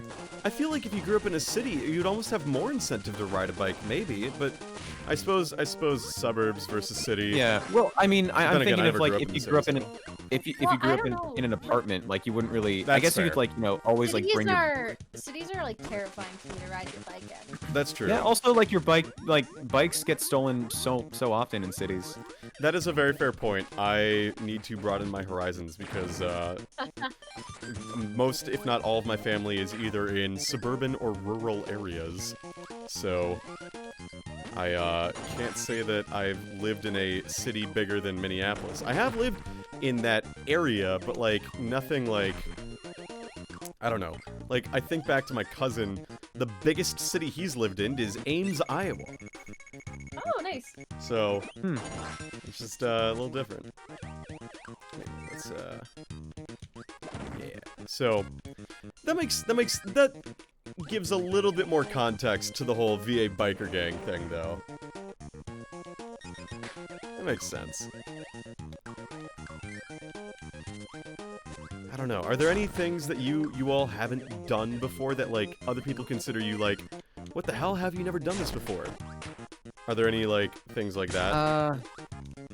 For me, it's like, for me, it's like a matter of, like, movies that I haven't seen. Sure. Because, like, I consider myself a film fan, but I haven't seen, like, a lot of movies. Mm-hmm. And I'm trying to amend that, but, yeah. Broaden those horizons. Mm-hmm. Like, what's one of those films? I have never seen the Lord of the Rings trilogy. You haven't? No. Oh, you really gotta. It's like, you know what though? It's good, but my god, it's like, it's so long. It's so, it can, oh, it gets a little dry. I liked The Hobbit. Like, the Lord of the Rings trilogy, I think I need to rewatch though, but it was just, I remember watching it when I was younger, and it was just so dry. So dry. I think for, like, especially for, like, D&D fans, or, like, fans who are on, like, really big adventures, or, like, the nerds as kids from, like, the 80s or whatever, the Lord of the Rings movies are, you know, exactly what you're looking for in a big ol' epic, fantasy thing like that. I've seen them, but they're it was a while ago, and it didn't really, like, click with me. I think if I rewatched them, they would probably be a lot more impactful now that I've played Dungeons and Dragons. Right. I don't know. I mean, I like some of the performances in it, and I think watching it for the sake of performances is definitely something you can That's not what I wanted to do. Oh, okay, so there's a table reading that I need to be at, so I have to leave. Yep, no worries. Thanks for showing up. Alright. Bye, guys. Glad to have you Sorry here. about that. No, you're good. Bye. All right. A table reading. I'm excited for that. That sounds really cool. Fuck. Yeah, that does sound fun. Yeah. John's in a lot of projects like that. That's good. Good for him. Heck yeah. There's a lot of people from VA Twitter lately who are just sort of, you know, succeeding in the world right now. Oh, heck yeah. I'm really excited about that. It's a small reminder that you can do it. Heck yeah. It takes time. Mm-hmm. It takes a lot of time. Yeah. A lot of time and energy. So. But yeah, I mean, some people move maybe a little quicker than others, but ultimately I think I'm excited for them, I guess. Not Yeah. big guys, but yeah. I don't know. I'm very pleased just to have, like, small roles, if anything. Just because, like, auditioning is always so sometimes really demoralizing day in and Yeah. day out, and I think, like, people, this is like a long game. So, like, it's Mhm. just like, if you keep persisting, then you will get something eventually. Right. Honestly. Like, honestly, if it's small or big, like, you just have to keep doing it. But people, like, tend to, like, start, and they'll only do it for, like, a month, and they'll be like, well, this is a waste of time. I'm not gonna do this. I suck. But that's Right. not the case. It just takes time. Like, you just have to keep up with it consistently. If you consistently audition, then you'll consistently book. And yeah, there's dry months. yeah, there's But always going to be. You just have to do it. Like, Right. you know. And, like, I think the hardest thing for me is just, like, understanding that it is just a matter of, like, knowing your strengths and limitations, because, again, one of the big things that I always seem to struggle with sometimes is, like, the ability to be confident that this is, yes, this is decent acting and not just like, you are fooling yourself, you know, like Dunning-Kruger Yeah. kind of stuff. And I think in the grand scheme of things, it's, you know, until you get comfortable with it, you'll just have to keep getting better. But, like, Exactly. I attended Kira Buckland's class on Thursday, and it was just interesting to partake in. You learn a variety of things, and I get why people paid that much, but also, like, that is a lot of money to spend on one class, you know? Yeah. So I was getting nervous that, like, you know, you have to go to the classes and everything. And you definitely don't, but it helps a lot. I mean, I never really went to classes until, like, later in the game, so you can definitely book without having any. Right. Though, to be fair, I do have, like, a theater background. But voiceover is there's a lot of different things that you have to account for. Right. And, So like, it helps. oh, I was just gonna say, like, yeah, like, you finish your idea, because mine was not going anywhere. I was just gonna say, like, Patrick, like, he never had any kind of theater classes or voiceover classes, and he started, and he's doing great. Yeah, didn't he's need it. getting some stuff. He started doing stuff later. So, you know, it just depends how you are and how Yeah. determined you are, I guess. Yeah, exactly. And, like, when I had my cold last week or whatever it was, or like a little over a week and a half ago, I was kind of in that mindset where I very quickly realized, like, yes, I love to do this, but I would not want to ever have this be my full-time thing where my entire income is dependent on not being sick. It's kind of a gamble, isn't it? It's just like, it really, I don't know, it made me feel very insecure in a way, and Oh. I know insecure in the sense, like, you know, it would be very easy for things to go horribly wrong if you get, like, sick and aren't booking reliably, you know? Yeah. So, in that regard, I was kind of pleased that I do have this completely unrelated thing that I also really enjoy doing, that I have future prospects in, but I can still do this as a, you know, another option that I thoroughly enjoy as well, you know? I don't know. I get you. I think about that sometimes. Come on, damn it. But it is really fun. I think that's the biggest thing, is I almost always have fun doing these kinds of things. Voiceover and voice acting in particular is always really fun. Good, good. Yeah. It's always really fun, too, when you get to be in videos for people after watching their content for a while. Yeah. Yes, it is. Yeah. I don't know how many people are watching who care, but I was in a video by one Alex, Relax Alax, because Mina helped, and it was very cool. Thanks, Mina. No worries, you're cool. Don't worry. No, you're cool. Yeah, it's the Smash Bros. Conspiracy ones, where Mina is the Wii Fit trainer, and I'm a disembodied voice. Oh yeah. Good stuff. Yeah. How did you meet Alex? Like, He messaged me a long time ago because I voiced another character. I voiced Monica in this other thing. yeah. And he emailed me and he's like, "Hey, I heard you in this video. I really liked it. I want you to voice Monica in my video." Like, sent me like a business email basically, and I was like, "Okay." Great. And ever since then, now he's known the truth about Toast. Yep. That's interesting. You know, it's amazing how well cold emailing can work sometimes. You know, I'm always really hesitant to do so just because, again, like I'm nervous little shit sometimes. But you know, it seemed to work out pretty well for that whole video series. So, what have you? Hey. I like when people cold email me because I don't have to do any of the work. That's also true.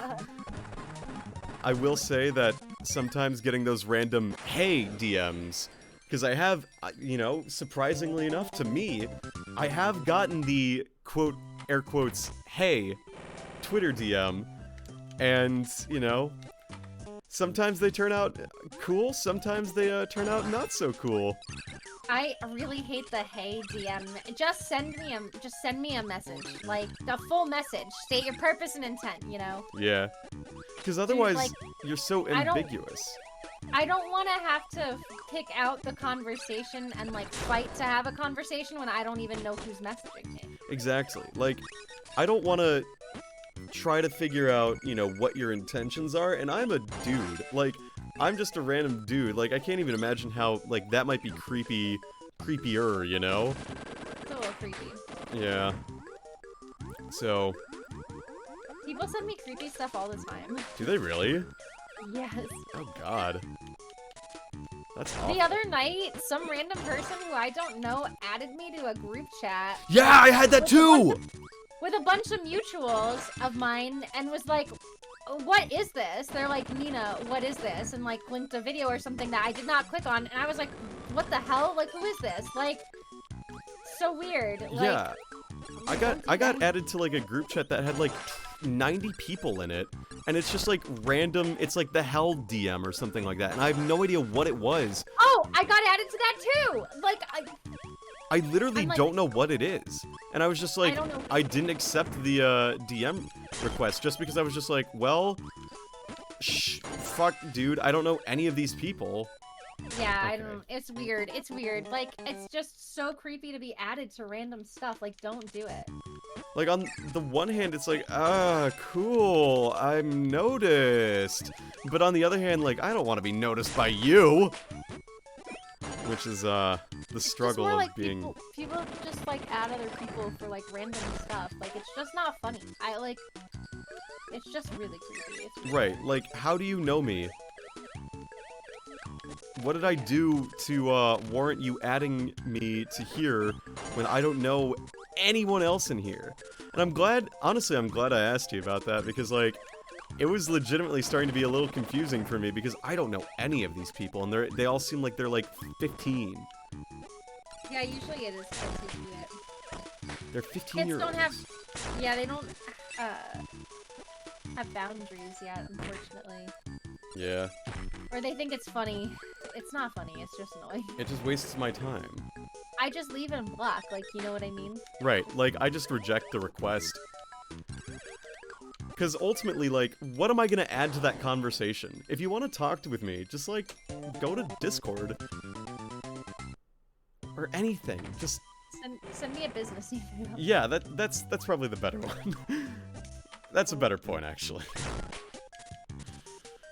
I don't know, like, oh shit, I need to get two sparks to hammer. I need to, be better about that, though. I keep saying, like, I need to do this, that, and the other thing, but, like, frankly, it's at that point where it would be more beneficial for me to just really update a lot of things of mine. Yeah. as I'm sure you probably know what with rebranding and all that. Ooh, I almost died there. Cause like, I mean, having like, for example, my demo has an email address that, like, I don't really use that much anymore, and it's only been for voiceover, and I'd rather just use this other email, and, like, I literally put in an audition that was like, you can reach me at this email address, or this one, either works, and it's just like, I don't like doing that. It just feels It's probably just uniformity and clarity. Fucking UFO. So, what can you do? Yeah. Oh well. Oh well. In the grand scheme of things, you know, it's not gonna be the end of the world, and it'll get fixed / changed. Alright, Mina, top path or bottom path? Top or bottom? Top. Alright, top it is. Aw, Mina, you chose the one with the boss fight. Oh no, sorry. You're good. You're good.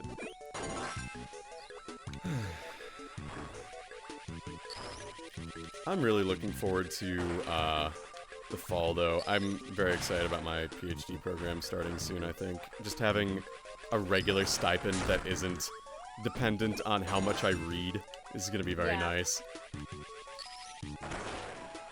Sounds nice. Yeah, and then I can actually afford some of these updated things as that I know you've been saying, like, oh yeah, I could direct you to all these great people who could do things for you, and it's like, but I need the spendable income. Yeah, I know. It's rough. Yeah. I will say, again, after attending some classes, I definitely appreciate the opportunities generated by classes, including just, like, listening to your peers perform and everything. Yeah. And just, like, having people recognize your name and everything. Like, when I was, you know, not to talk your ear off or anything, but, like, the class in particular, when I was there, you know, Kira recognized, Suling, who, she's super cool, Suling-chan, and, like, they, you know, once you recognize a name, you just have a lot more, I don't know, not power, but, like, that much more sort of, reliability, almost. That they know that you're taking classes and, oh yeah, I've seen you before. So, it's important. Yeah, I got you. Take that next step. Alright, what powers... Well, he'll give me a sword. And I'm already down to 1, so that's fine.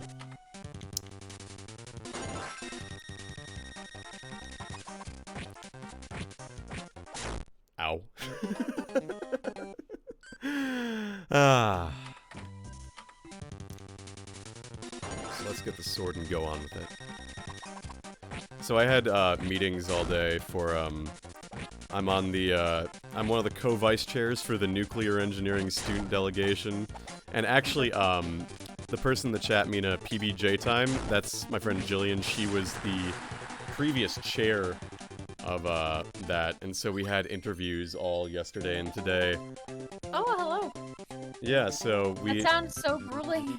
Yeah, it's like 30 minutes per Zoom call, and we're, you know, going in and consistently asking people, hey, explain your research in a non-technical fashion. And then, of course, they explain it really technically and use big words that, when I'm pretending that I don't know what they're talking about, really does not help that much.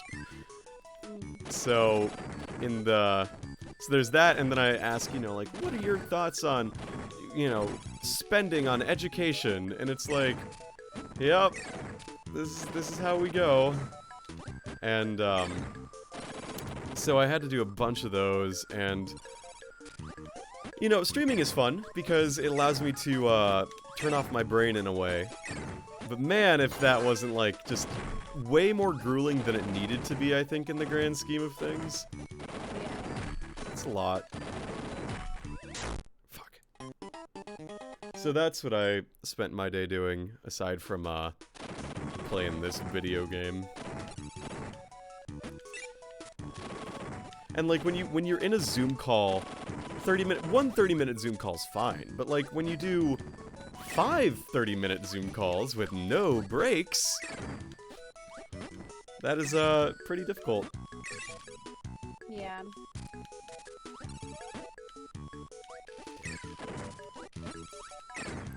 So ultimately, we got through, and that'll be. We'll decide who's all on the delegation sometime over the course of next week, and this gives me wheel. I don't want wheel for once. I want I think I want hammer.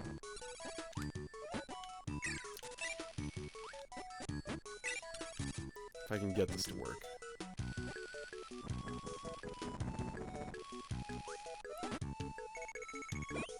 Damn it. Gosh dang it, that's not what I wanted. Did this break those? Oh, they do, but this doesn't fire upward. Maybe I can hit it. There's a puzzle here that's always really obnoxious that I just remember as a kid being frustrating. Yeah, I could probably break them. Oh yeah, I could do that. Okay, yeah, this is fine.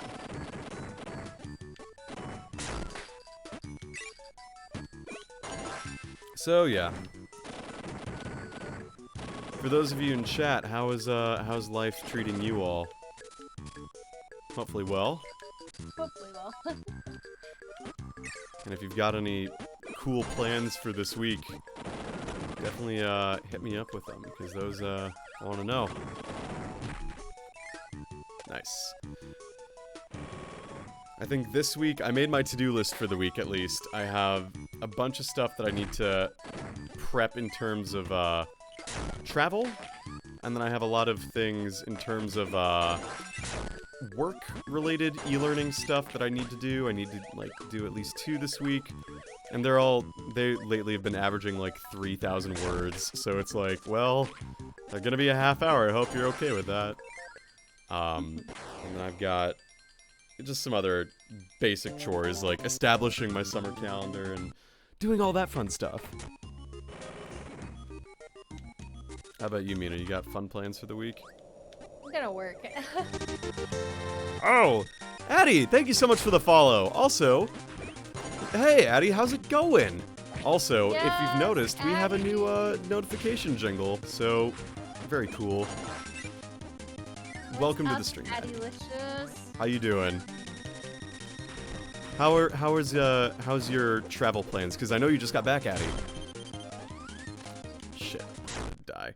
Oops. Oh well. Hello, I'm good. How are we? We are doing pretty well, I'd say, so far. We're sort of just chilling out here on a nice dying to fan Sunday, but it's okay. How are you? I know you just got back from some travel, didn't you? Yes, you just got home, but I'm enjoying staycationing for the rest of the week. Hell yeah. Got any really cool plans, or you just sort of staycationing it for the most part? I do not remember Fan giving me this much trouble as a kid, but it'd be like that. Shh, Nikes. Yeah. Alright, there we go. Nope, one more hit, because I can't do anything. Well, I died again to Fan. Very cool. Very cool. I cannot believe... I mean, this is another secret, not secret, but I'm in the middle of doing some pretty interesting research for a new mini audio drama that I'll be casting next week. Interesting! Ooh, that's kind of fun. Is this going to be similar to, like, Leap of the Ancients kind of thing, or is this going to be, or something different? Because I know how you are in world building. You love your world building. And I find your world building very impressive. Literally so different. It's not runic, it's not like old Norse legend kind of stuff. It's gonna be completely different. That'll be fun though. You always have a knack for developing and creating these cool audio drama concepts that I always am appreciative to see and potentially help with if I'm needed. It's set in modern day in a hospital, if that says anything about how different it is. Yeah, that's pretty different. You flatter me, OMG. Aw, well... Addie, if you need help with hospital stuff, just message me. You can consult with me, because worked in a hospital for a while, and my boyfriend is a nurse. So if any of the lingo is confusing, let me know. You know where to reach us. Yeah. I am definitely enjoying being more active in your server too, Addy. I find that the community you've developed there is really good. Oh, whoa, OMG, yeah, that'd be rad, definitely. Well, I suppose we'll talk. Fuck, he always jumps. This is very harder to do without a power up. I really like doing this one without a power up, but whatever. All right, I'll be able to get a hit on there. You just wanted friendship. I mean, it's really important to have those Discord communities that are like, you know, solid. I mean, like, there are some Discord communities, I mean, I know you're, I think, a part of some too, that are just like, we're made, but then they're not really all that active. And you can't Yeah. You know, mainly for like projects and stuff. Yeah. Yeah. I would rather, if like, most of the time I'd rather just get an email about what needs to be done for a project than join a Discord. Right. Because I just get a lot of Discord fatigue. Yeah, Discord fatigue is a real thing. I have way too many servers that I'm a part of that I need to, like, clear up in time, but some of them are just like, again, as you've alluded to, Mina, projects that happen over Discord that have not progressed past Discord. And it's like, these project Discords are very much filling up my Discord channels, and like, there hasn't been anything posted in here since like May of 2020 or something, or like September, and it's just like, I just want to leave this server, but I can't because they're waiting on lines or something. Yeah. The gripes of life. Come over here, fire line. There we go. I do not know why this level was giving me so much trouble, but I did make it all up in 1-ups, so I guess it's alright. See, I kind of feel bad because I have 3 other Discords for projects I am in charge of, but I try to do the very least bi-weekly updates on me and my insanity. Yeah, and like, that's helpful. It's just like, when there's projects that the project director has not posted on that Discord for like a month, that's when I start to get worried. And, you know, as Mina has alluded to, just with, like, joining a Discord, and then it's like, we're also fans of the thing we're working on. It's like, what do you do there? Can't really do a ton. You know, not to rag on like comic dubs on Casting Call Club, but it's like, I definitely have my experience in those servers, and it's like, half the time, it seems like those are just Discord servers for fans who really just want to, like, be friends with other people who like the stuff and then maybe produce the thing once in a while. It never feels like they're actually looking to produce content, you know? And, like, if that's what they want, then that's fine, but it just feels, not malicious, but it feels very, like, deceptive in a way. Even if it's unintentional. Okay. I fucking hate comic/anime dubs. Why is that, Addy?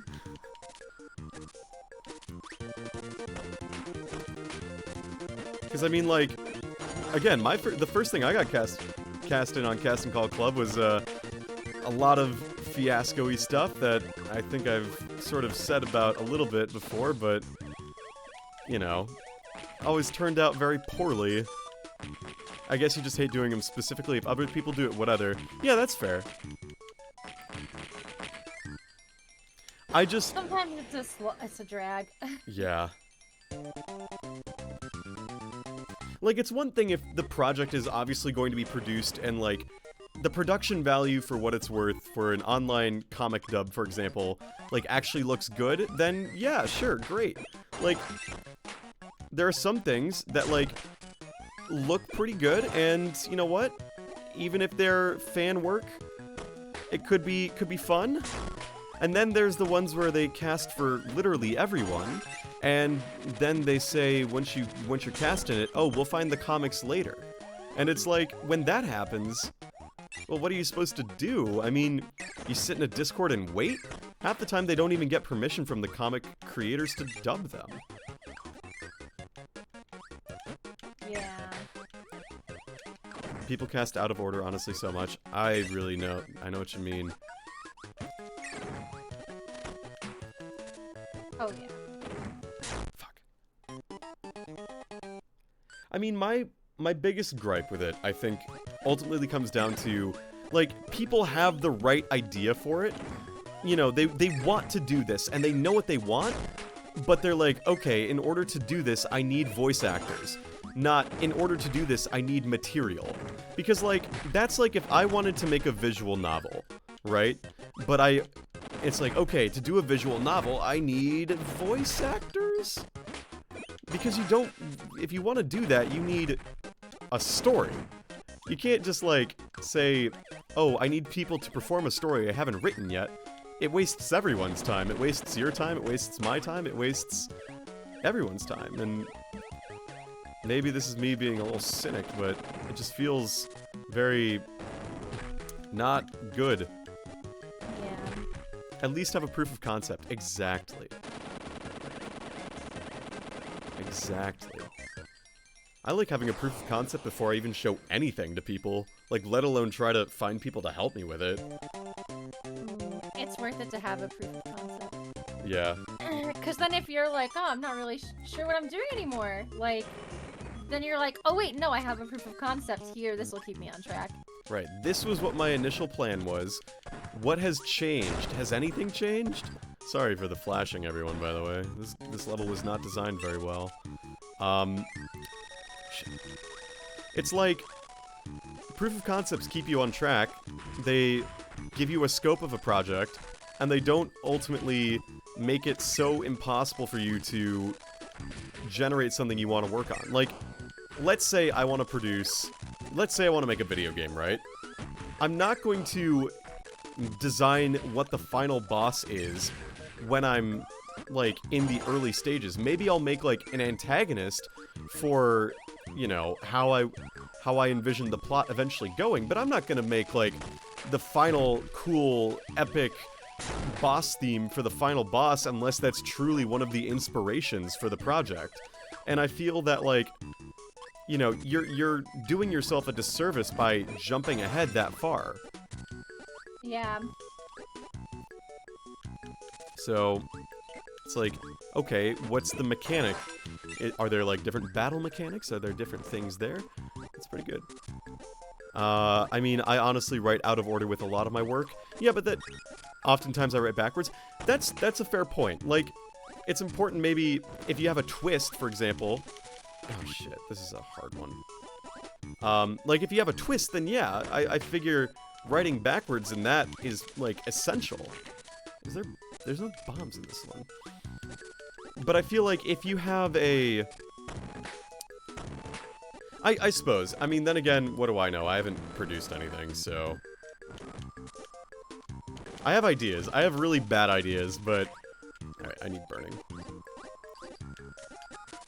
Unless you're gonna record out of order, you shouldn't cast out of order. Exactly. I had a really bad idea for I don't know, maybe a novella or something. Like, just a really, really bad idea where it's someone who... this is, shit, how do I do this one? Basically, they are... You're gonna find this a little on the nose.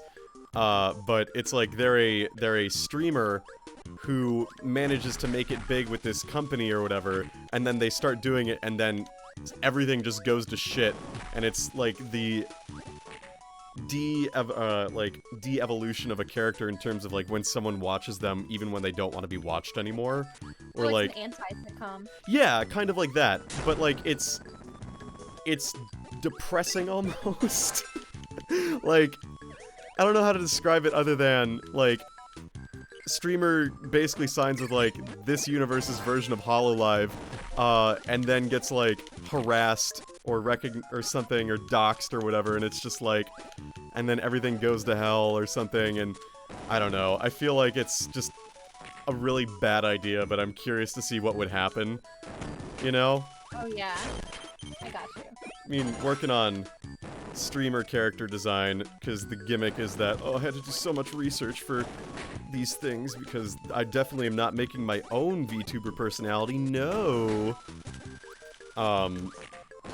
It's like, you know, you do a lot of research into people like, Amelia Watson and all the other people, and, yeah, and it's kind of silly in that regard, and, you know, and in the grand scheme of things, like, in doing that research for definitely not making a rig of myself, I promise, it's sort of boiled down to, like, okay, I want to know who these people actually are. Like, who the fuck is Demon Dice, you know? Or, like, you know, who is Buckets, you know? As opposed to just, oh, this is who this big streamer personality is. Like, who are they really? How do I do this? I got you.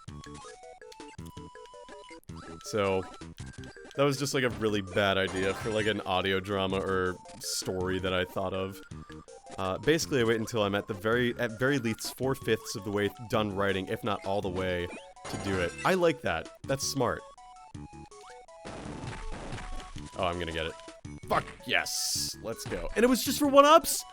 That's dumb. I thought that was gonna get me a secret thing. Alright, well, I did it, and no one can take that away from me. I know, right? Yeah.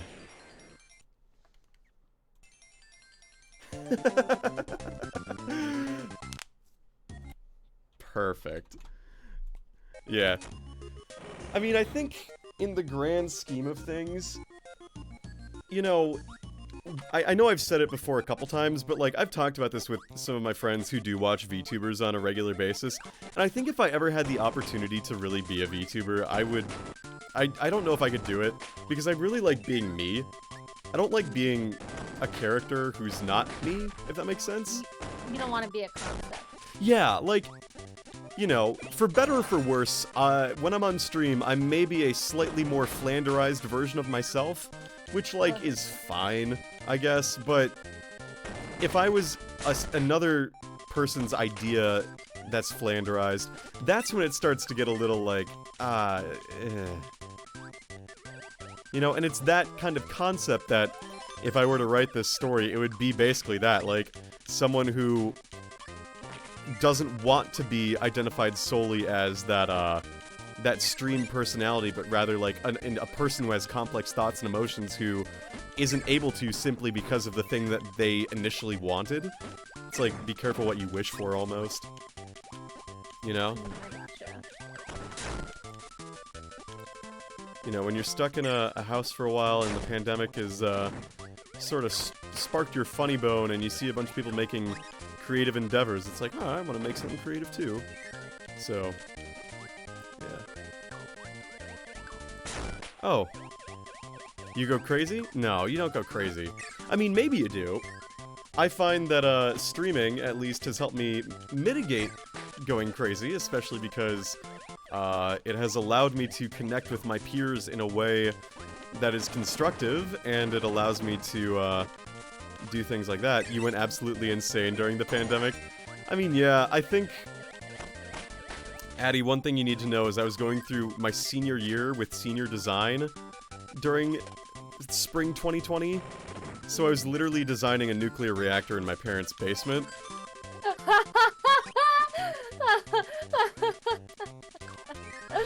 Oh my gosh, Volty, no. This is a real thing I did. I was using good old MCMP 6.2 to design a molybdenum producing reactor so that it could be used for metastable technetium-99, and well, I did 18 credits from my parents' basement, which I will never do ever again, so I at least had that to sort of keep me occupied during the spring 2020, because, oh my god, I don't know how some people did it. Oh dear. Oh, well, there goes my power. Dee-dee-dee. Alright, you. Yeah. Just look at all the work you dug yourself into. Very true. I have to admit, Addy, the first time I saw all the work you were doing, I was like, holy shit. How the fuck is Addy doing... How the hell are they doing all of this simultaneously? Oops. Addy, how's your painting going? Yeah! How is that? I wanted to commission one of mine, but, like, also I don't have money to do that. All the slots were full when I read the tweet. I was like, darn it! I can't. OMG, I was not sleeping. That is how I did that. That's fair. Sleep is for, yeah. Oh yeah, my paintings. Oh my god, yeah, my paintings. LOL. Uh-oh. Did you forget about your paintings? Ooh. Alright. Just need to hit it a lot. Just need to hit it a couple times. Dee-dee-dee.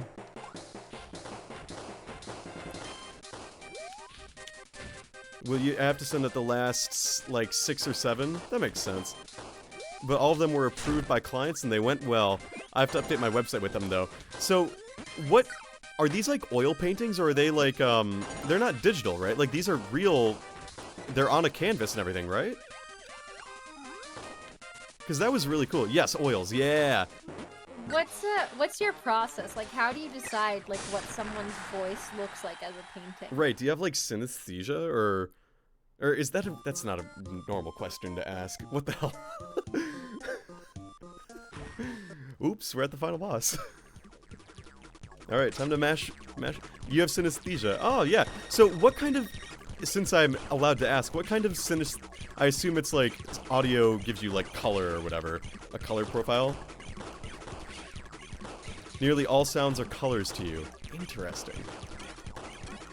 That's fascinating to me, if only because, like, you know, I've seen people roleplay on the internet with it before, but I don't think I've ever actually, like, you know, really talked about it with someone who really, really has it, you know?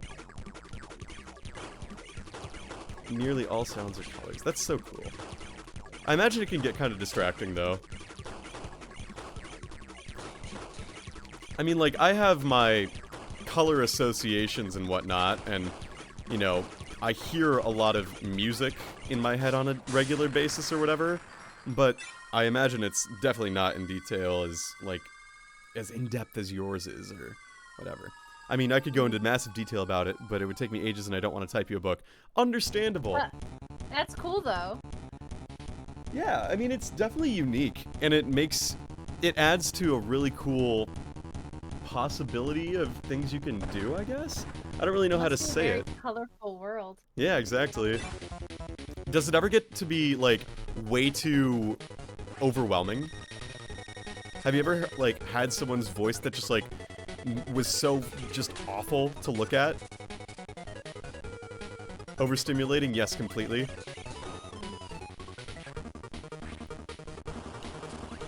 I'm curious to know, though, like, if someone, or, like, if you've ever had a voice that just, like, was disgusting.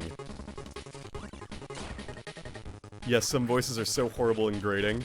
God, I hope that's LOL, never sending mine in. God, I hope that's not me.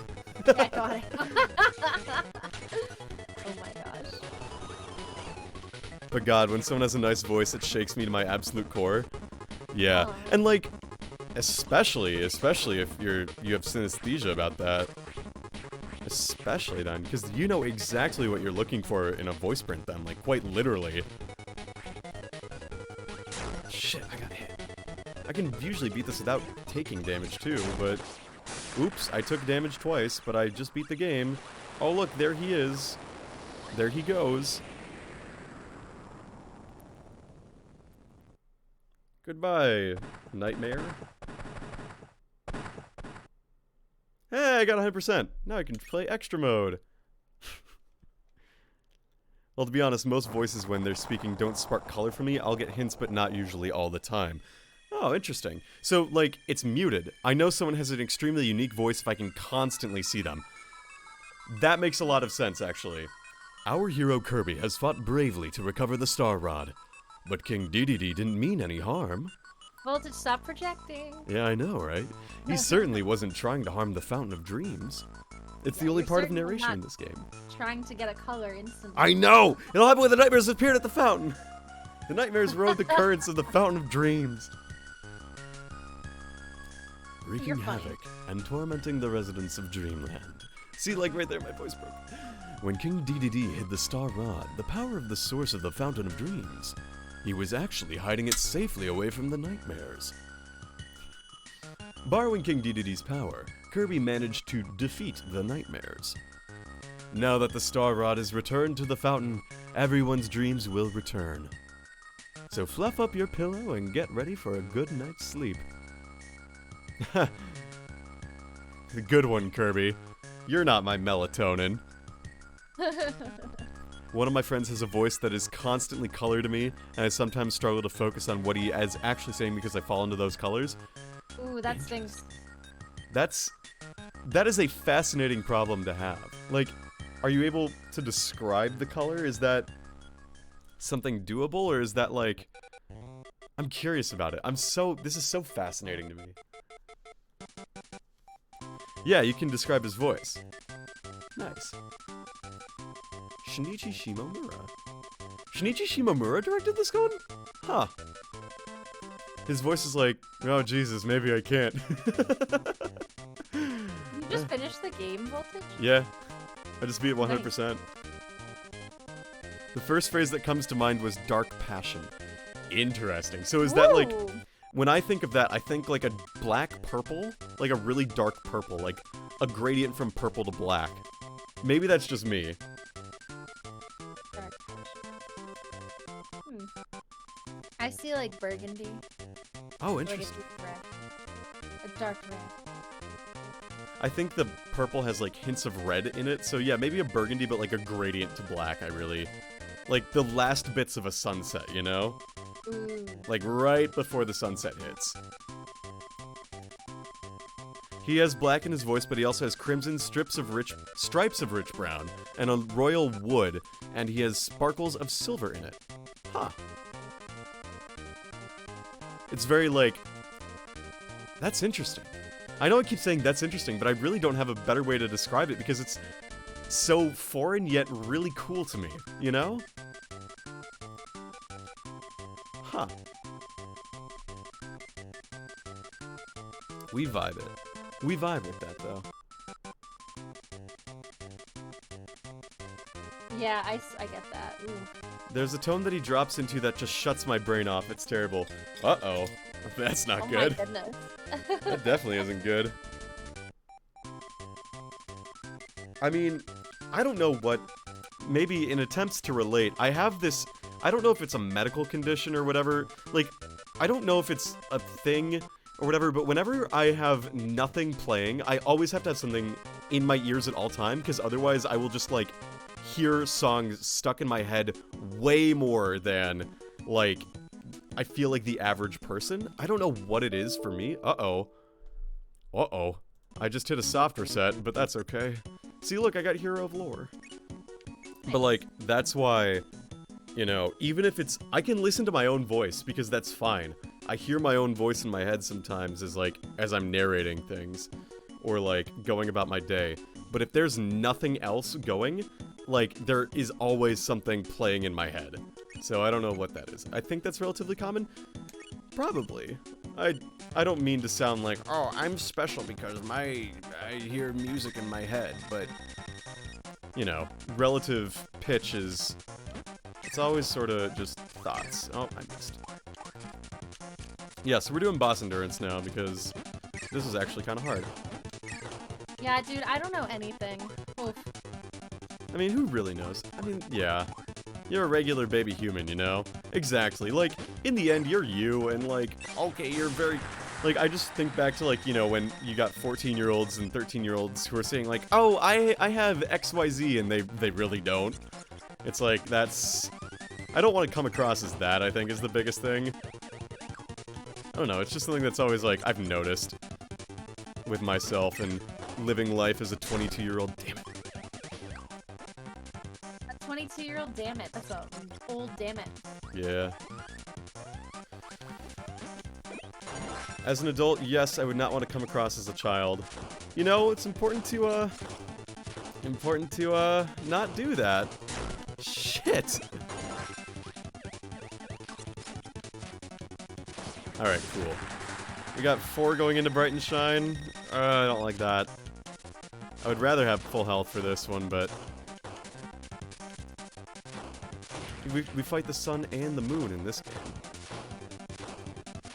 And I think, like... Ah, fuck. Yeah, this next bit is always really hard, too. Like, the stretch of Krakow to, the Mr. Moley or whatever it is, or the stretch with the drill is always easily the hardest part of Boss Rush. Boss Rush. Yeah. If nothing else, voiceover has taught me that to get very desensitized to the way my own voice sounds. Well, 2 bits of help. Bob Ross, yeah, Bob Ross. But yeah, and that's the thing, right? You just have to be able to sort of just, this is who I am. Please treat me like an adult. That's all I really want. Please take me seriously. I can shitpost on the internet fine, but please, like, when I'm not shitposting, please, just listen to me. Ah, goddammit. I hate this boss.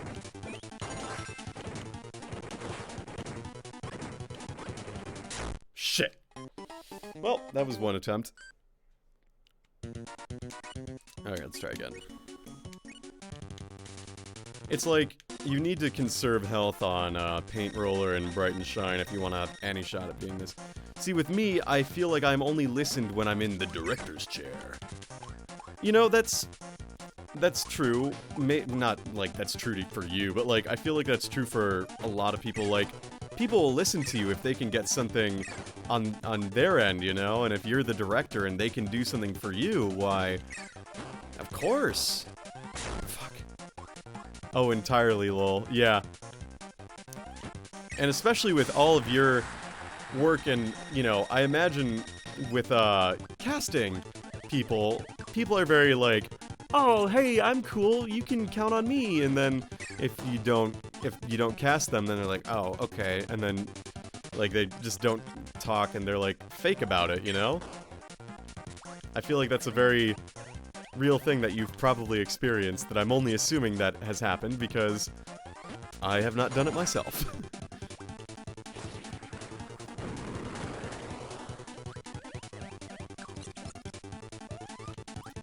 It's Kirby.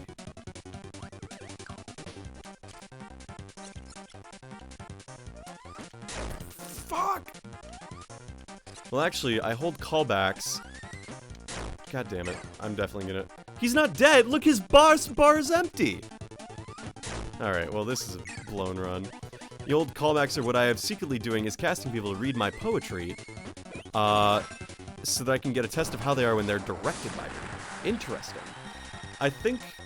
I like that. And, you know, I've had people tell me callbacks as well are, like, compatibility more with, you know, the remainder of the directing and the cast, just to see how you function there, because, like, you're clearly capable, it's just, like, we want to see how you do with the rest of the people, you know, and that's at least, whenever I hear callbacks or a thing, that's almost immediately what I think of, for better or for worse.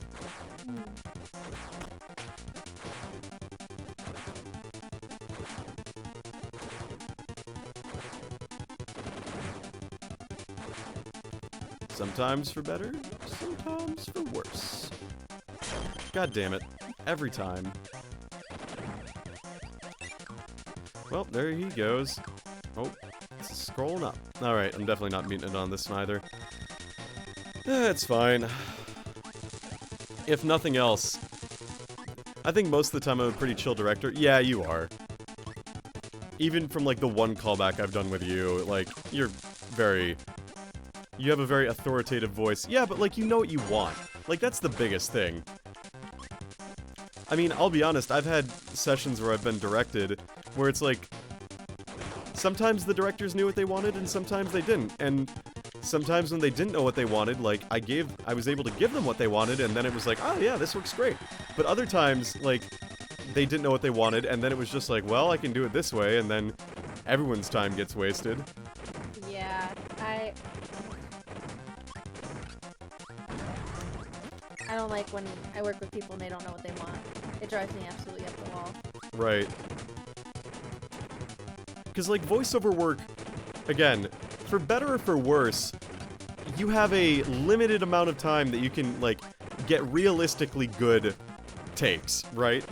And after a while, you know, what are you supposed to do if everyone's time is being wasted because the director doesn't know what they want or what they need? Yeah. Mina, you probably definitely have more experience about this than I do. Not only did I have a director who didn't know what they wanted, they insulted me because I wasn't doing what they wanted, but they weren't telling me what they wanted. They were like, oh my god, I actually had one session that, like, I was being directed so badly. I actually tried to be like, actually, I don't want this part. I don't want the money. I just want to stop. Like, I don't want to do this Right, anymore. like, let me back out. Like, I, like, you know, even sign anything, you can do whatever you want. Like, this guy was delusional. Like, Fuck. we were, like, almost done, and, like, he, like, apologized, and I, like, finished and whatever and got paid, but I literally was like, man, if I never talk to this person again, I'm not gonna be upset. Like, they are crazy. Yowza. Oh my god. Oh my goodness. I don't know whatever happened to them, but they're thankfully not in my life. Good on you for doing that. I don't think I've had a director that bad. Addie, I'm not kidding. I was so uncomfortable. I was like this person. And the thing is, they weren't a good director. Their animation was not that good. They were talking about, oh, my show, it's gonna get put on Adult Swim. You're gonna be famous, like, blah, blah, blah. I'm like, yeah, okay, I doubt that. Like, I don't want to do this. Like, it's so bad. And I played 2 characters, and then the video came out, and they pitched my voice down for one of them. Like, I was like, why? Really? Yeah! Yeah! That's I was like, insulting. I was like, this is so bad. Like, I was like, oh my god. That is actually insulting. I was so uncomfortable. Like, I wasn't even fully comfortable with some of the things that, like, I said in the recording. Not that anything was super bad, but I was like, I just don't like this. This is just not gonna do well. Like, I tried to tell them, they're like delusional, and on top of that, they're like insulting me, saying I'm doing a bad job. Like, oh my god. It was ridiculous. It was absolutely, Nice. It was so bad. It was so bad, Addie. Oh my god. It was the worst directed session of my life. Oh my gosh. Oh my God, that's miserable. I'm so sorry you had to deal with that. A couple years ago. Yeah. I mean, I guess I made a cool, like, $200 really quickly, but also, like, it was not worth it. I really just, like, I really tried to get out of it. I really did. I don't know how they convinced me to just finish. I really do not. Like, literally. Oh my, I don't know. I guess I just wanted it to be over. Yeah, you wanted to be over and get that cool $200 to do It wasn't whatever. worth it. It wasn't worth it. It was not worth it? It's not worth it. I mean, I don't think... It made me feel so bad. Like, they were just a really bad director. Like, I don't know. That's rough. I don't think I've ever had a situation that bad. I mean, I've definitely had directors that, like, you know, for better or for worse, they do line reads, and, like, I can work with line reads. I don't get insulted by line reads, but, like, sometimes it's just like, all right, well, you want me to do what you want this to sound like, and I mean, if this is what you want it to sound like, I mean, I can do that. It's just, you know, why? Sometimes it's like, why don't you just read it? I mean, like, part of that though is like I take direction really well, and I really try to not do line reads. Right. But sometimes it gets to the point where I think the director's telling me one thing, but they mean something else, and a line read is the only way I can figure out what they want. Right.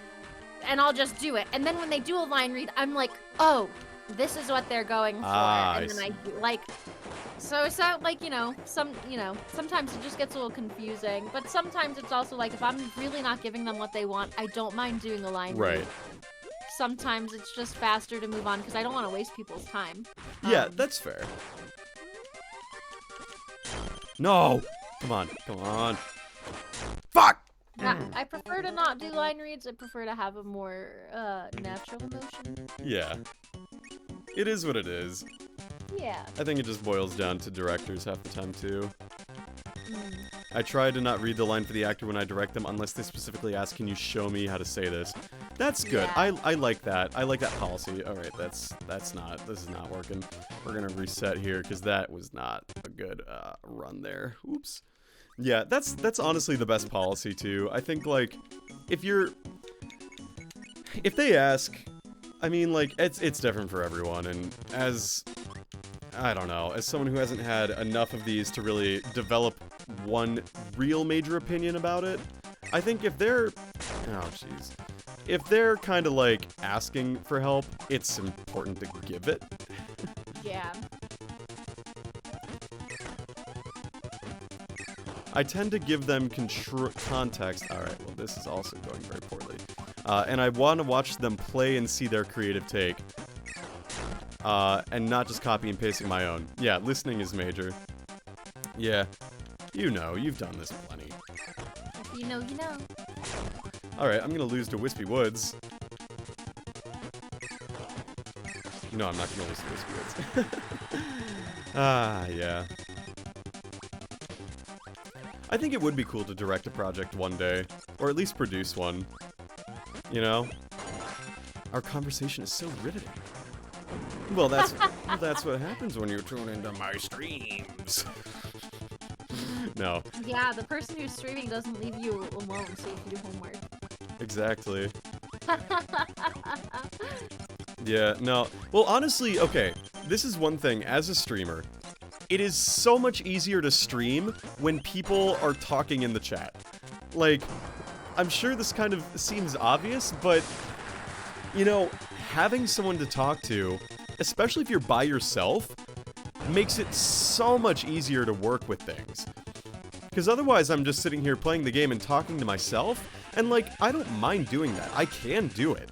It's just that, like, for me, that's not nearly as fun as, like, you know, having a couple people in the call and just grooving and vibing with them, you know? And in that regard, like, especially, and if I am alone, then if chat's around, it's way easier to work things out too.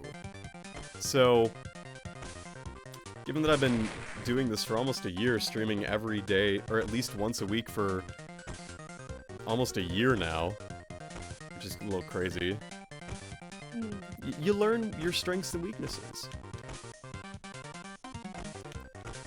And I like to have fun when I play video games, and I really like the whole vibe of... I really like the whole vibe of, you know, if nothing else, people are sort of hanging out on the couch and talking about random shit that just sort of crosses their brain, you know? I think that's really fun, and that's what I try to go for half the time. And that's my thing, and, you know, sometimes it works, sometimes it doesn't.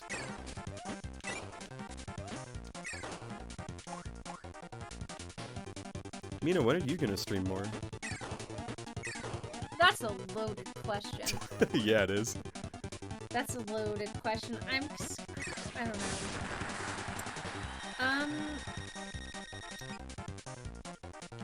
I don't know. We'll see what life throws at us, and we'll decide then. That's fine. I want to stream again. I think I just don't know what a good game for me to stream is. Yeah. That is, like, half the battle. I mean, like, I think, and this sort of touches on Addie's thing too, but, like, if I'm by myself, I better sure as hell be good at the game I'm playing. Because what is carrying that stream is my personality and my gameplay, and that's about it. And, you know, if I'm gonna stream with other people, then at least, you know, the chemistry is important, and being able to, you know, converse is important, and I'm going to lose to these guys after not taking any damage on the previous bosses. Fuck me. Yeah, I also hate just running Twitch streams in general. Yeah, that's fair. You could always do YouTube. Yeah.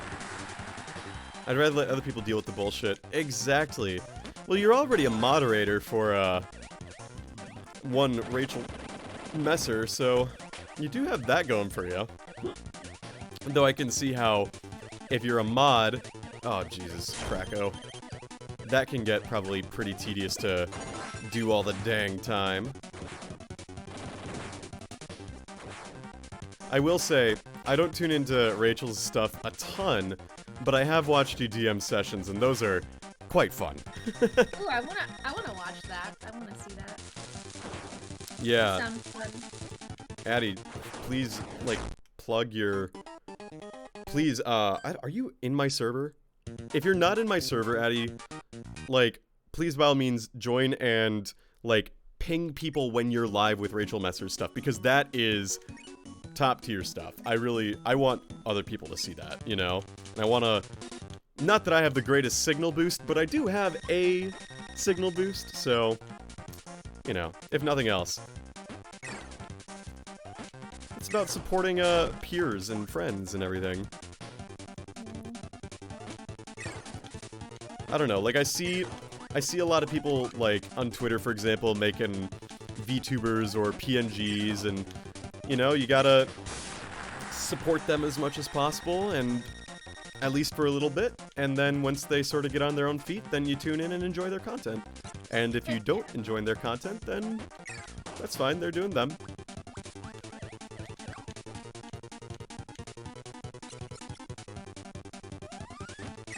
I think my biggest thing is, like, you know, a lot of people are not going to be successful, quote-unquote, with streaming by themselves.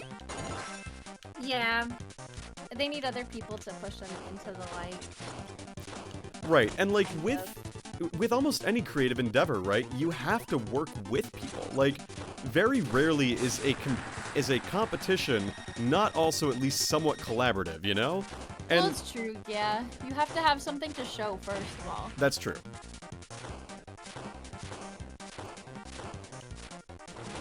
Nice. Alright. Cool. Let's do this.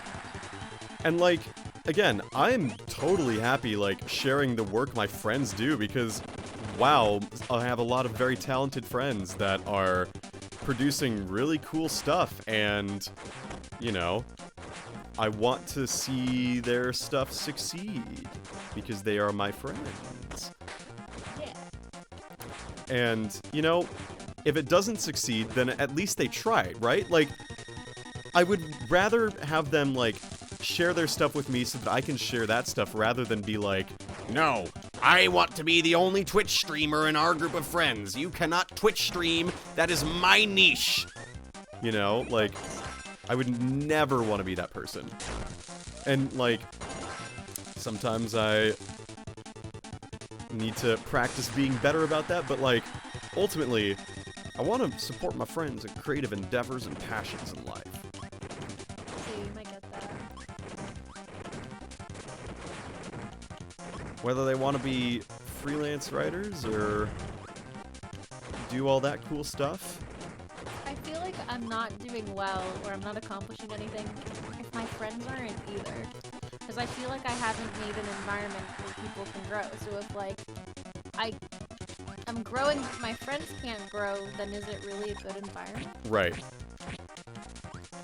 Right, like, if no one around you is succeeding, what's the issue there? Like, who's at, not necessarily who's at fault, but, like, what might be the cause for that? What Shit. can I do better? Right. Like, am I surrounding myself with the right people, too? If, Yeah. you know, in terms of, like, challenging yourself. Obviously, you can choose your friends and everything, but, like, I think it's really important to have a circle of friends that really challenges the things that you do so that you can be better. Okay. Because, ultimately, if you're not being challenged in your creative endeavors, are you really being creative? Yeah.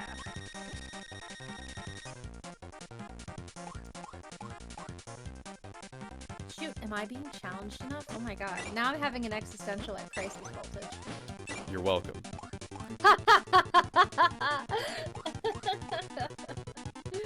Evil. I make people think. I put ideas in their minds. No! I don't want to think I just Addie, wanna thank you fly. so much for. We are complete. Oh, Addie, you picked the right day to donate $500 to the full $500, 500 channel points to the full webcam stream because we just completed that. So tomorrow's Breath of the Wild, I'll be on full face cam. Oh no. Oh no. Can I contribute to the long stream? Oh my gosh. I just gave 2K for your long stream. Thank you, Mina. Very cool. The long stream is gonna be, I'm gonna find a Saturday during a weekend that I'm just gonna like start streaming at like 10 a.m. and I'm gonna go till 10 p.m. or something, and that's just gonna how it's gonna be. Poo poo pee pee. Cock-a-doodie. That one's for free. The next one will not be for free. I've got so many points. Yeah, you probably from like all way back in the day. I have 16.9k left. Jesus Christ. That is the entire reason why I made those like redeemable, those huge redeeming point redemption ones, to get rid of points like those. Because, oh my god. Alright, I'll stretch here in just a sec. Hey Voltage, make a save state? Okay. We're gonna make a save state. Here we go. And then that way, if I fail, drink water? Okay. Just redeeming a bunch. By the way, you didn't say cock-a-doodie a second time. Cock-a-doodie. Yes, we got him. Dab, dab, dab. Oh yeah. Oh yeah. Man, Travis is gonna be in for a world of fun. Oh, that's the one where Pax, I think, is gonna join too. Oh, and maybe Kat might be there. Catastrophe, she might be there. Which stream?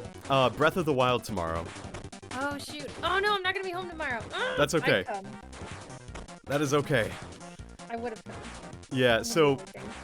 for reference, by the way, basically my pal Travis, he made the stream overlay actually. He's been helping with some branding, but like I'd never played Breath of the Wild, and I was like talking about it with him, and literally on stream we were just like, hey, what if I helped you play through Breath of the Wild? And I was like, alright, cool. And then a month later we got it all squared away, and we've been doing this for almost 2 months now every Monday. And you know, I have yet to put on pants in the game, which is really, I'm very proud of, and we have 2 Divine Beasts down, and I've got good progress on that, so I'm pretty pleased with that. And it's a very fun game. And it's very fun because everyone gets mad at me. Everyone gets mad at me when I fail somehow and, like, you know, I beat a stone talus, or like they play tricks on me. They tell me, oh, Voltage, go over here, and then it's like, oh no, haha, you fell for it, you stupid idiot. And it's like, I'm definitely gonna just die here. You stupid idiot, you fell for the easiest trick in the book. And then, well, we're gonna load the save state since I made one. And then we go from there. So that's every Monday, and I usually do it at 7 Central. And we're still going with Xenogears somehow. I love it. Yeah. I am gonna head out. But No worries. I hope you have a good rest of your stream. Thank you, Mina. Thank you for showing up. It's always fun to have you on stream. Thanks for having me. It's been years. I know. You're always welcome, but I understand you're busy, so I appreciate you taking the time to hang out today. Bye, everybody. I'm gonna go eat some chicken. Have All fun. right, I'm gonna cook that for dinner tonight. heck yeah. Bye. Bye. So yeah, Addie, I will say, Travis makes really nice stream overlays, and if nothing else, he does some really cool graphic design, and it's really, really fun, and, you know, I like commissioning my friends. And he is very good at making these stream overlays. We have a new project. One of the things, Addie, too, I like to do similar to how you like to make your audio dramas for your friends and everything, to give them roles. Oh shit, oh shit, oh shit. Is that one of the regular things that I started with streaming was like, I use streaming to practice cold reads.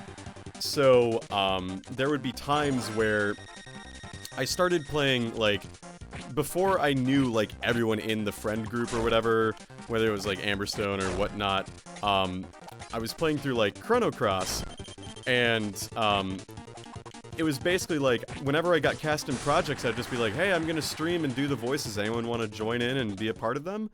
And then, from there, it's like, it sort of evolved into a thing, and then it sort of stopped for a bit, and I was doing, Ace Attorney Investigations 2, and I got, like, halfway through Case 3, and then Mina showed up in the chat because she saw that I was streaming, and she was like, whoa, I'll do the girl voices for you. And then since then, most Tuesdays and some Thursdays, a bunch of the voice actor pals and I, we live dub games, basically. And, we have fun doing it. We, Addie, I don't know if you've heard of this. Have you heard of the game 9 Hours, 9 Persons, 9 Doors? No pressure if you haven't. But if you have, there were a couple of us. Okay, it's a visual novel for the Nintendo DS that's a horror visual novel where, like, 9 people are trapped on a boat sinking, and basically they are forced to play this game where, like, they all have to get out. They have to find the 9 door, and everyone has a numbered bracelet. And it involves doing some, like, math to open the doors and everything. And we had, basically, it was almost like an audiobook, because we, at least one person had a character at all times, and sometimes we had to double up because people couldn't make it one night, but, like, I can find you a clip to sort of show you maybe after the stream or things, and, but essentially, we got through the whole game. We dubbed the whole game live. Like, almost all the really good dialogue. Every single little bit of it. And it was really fun, and it was over the course of, like, 8 weeks. And, you know, you see those, like, you know, Phoenix Wright Live or whatever, or the, that. Well, we did that live on Twitch, literally for fun. And I compensated my friends, of course, too, because, you know, when it's a weekly thing, and it's, you know, for the money that, if I made any money, it would go to me. I felt it was important to compensate my friends, even if they have fun doing it, you know? Whether if they wanted to or not. So, with that, actually the last VOD for 999 on my VOD channel went up, a couple days ago, so now the whole series is just there. It's on my YouTube that, you know, not to be like, oh, go watch that, but, like, I could definitely just, you know, I could definitely, you know, I could show you, like, just, like, a little clip of it, just to sort of show you the idea of it, because I think it's really well performed, and I am dying there. Hi, Travis. Thank you for donating to the long stream. Travis, I have some exciting news. Thanks to Addie and Mina, I'm gonna be on webcam for Breath of the Wild tomorrow. So you get to see me just, romp around for fun. So yeah, and the thing is too, like, I wanted to make sure that, like, if people were doing this, they're having fun. Like, I don't want to waste their time, especially having, like, guests for projects like that. If they're not having fun, then I do not want to do it. I want to make sure that everyone's time is being used appropriately, and that, like, I'm not wasting their time, or, like, you know, not giving them the recognition for the amount of time that they put in for something that I'm doing, you know? So in that regard, like, it's about, you know, a thing you do with friends, but also, oh fuck, I fucked up. I jumped at the wrong time. It's critical to respect people's time, and I want to respect people's time with it, because otherwise, then, what's the point? If you're not respecting your friends, you're not being a good friend. God damn it! All right, here we go. All right, we're gonna get this. So that's my rambling manifesto on why I like having my friends do voiceover, but how I need to respect their time. It's really fun. That's part of the reason why I've stuck with streaming on a regular basis, is just that it is a way to spend time with my friends while I play video games.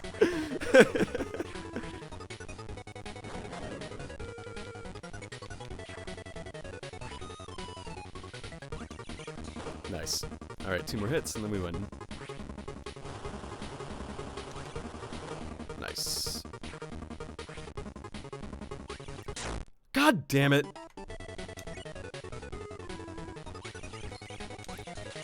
I'm sure you know all about respecting people's times, though.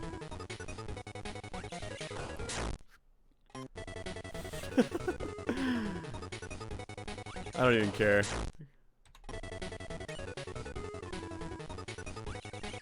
Kirby's in like a Diavolo-ass stat. I've never respected anyone in my life. Ah, yeah, that's fair. That's another way. That's a really good way to live your life, too. Frankly, I find that respecting no one gets you a lot farther than respecting anyone. Except yourself. You have to always respect yourself. And if you don't respect yourself, Eddie, who are you really respecting?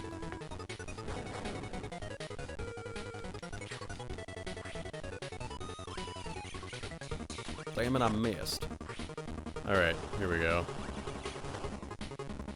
My thick ass. Yeah, that's true. Yay, I did it. I won. I respected the ass, and that let me beat the boss rush. Definitely not the save states. No, none of that. None of that at all. Yeah. You're the champion! With a clear time of 6:29. Very cool. It's important to respect the ass, especially the thick ones. Don't forget that. Alright, what else can we do? There's extra mode. That's not fun. Getting 100% extra mode is really not worth it. Let's see. Is there anything else I can really do on this game without, doing extra mode? Because I really don't want to do extra mode. Let's see. I could play a minigame. That could be fun. Kirby's Air Grind. Yeah. Also, Addy, it's funny, but like, one of the memes on my stream right now is just that, like, my subscribers get access to a subscriber-only, Discord channel that is literally just titled Legs, where I post pictures of my legs. And, it started as a joke, but you know what? We roll with jokes. We commit to the bit here on my stream. God damn it. And, also, I feel the need to, share this here in the thread, or in the chat. But that is a real emote that, that is my real leg. So, we respect lower torso extremities here at this stream. You hate this? Good. That was kind of the goal. Because here's the thing. My pal Laziness was like, yeah, you should definitely do that. And then I was like, alright, cool, I will. I won. Nice. And then, from there, the meme just sort of, you know, evolved. It kept going. And, you know, who am I to turn down a yes and? Who am I to say, no, Lazy, I'm not going to do this? It's about committing to a bit. And when it's your stream, you have to do it. God damn it. Because otherwise, you end up, like, looking kind of like a coward. Not gonna lie. Sexy? Yeah. And no one wants to look like a coward on their own stream. Least of all me. And that's why I haven't played any horror games. I kind of want to play a horror game on stream maybe at some point. Like, I don't know what I would do which game I would do, but it would be, okay, I fucking hate jump scares. Jump scares are the worst. They are the lamest, most boring form of, horror in existence. Also, hey, Layson. Hot damn just knows how hot your legs are. No, jump scare is the cheapest form of horror on the planet, and you cannot change my mind on that. When it's done properly, it's alright, but very rarely is it done well. Alright, let's play this game. Let's play Ninja Samurai. Ooh, that was a little slow. Chef Kawasaki. Nice. Gonna do Cap Jeopardy at some point? Bet. Ooh, tie.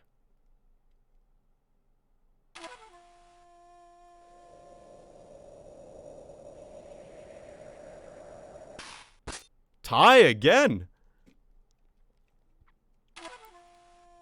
Alright, third time's the charm, baby. Damn it! That's silly. Alright. I tied the 17, you saw it! It was the same thing every time. How did I lose that the third one? That's silly. Let's play level 3 bomb rally. Bada bop boop beep.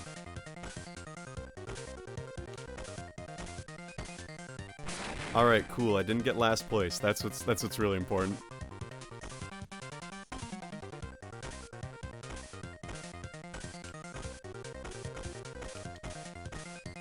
Alright, cool. I didn't get third place. This is a good sign. Alright, I got second. That's what counts. Alright. Let's see. Quick air grind, boss endurance. We beat all that. The only thing to really do is get a DMCA.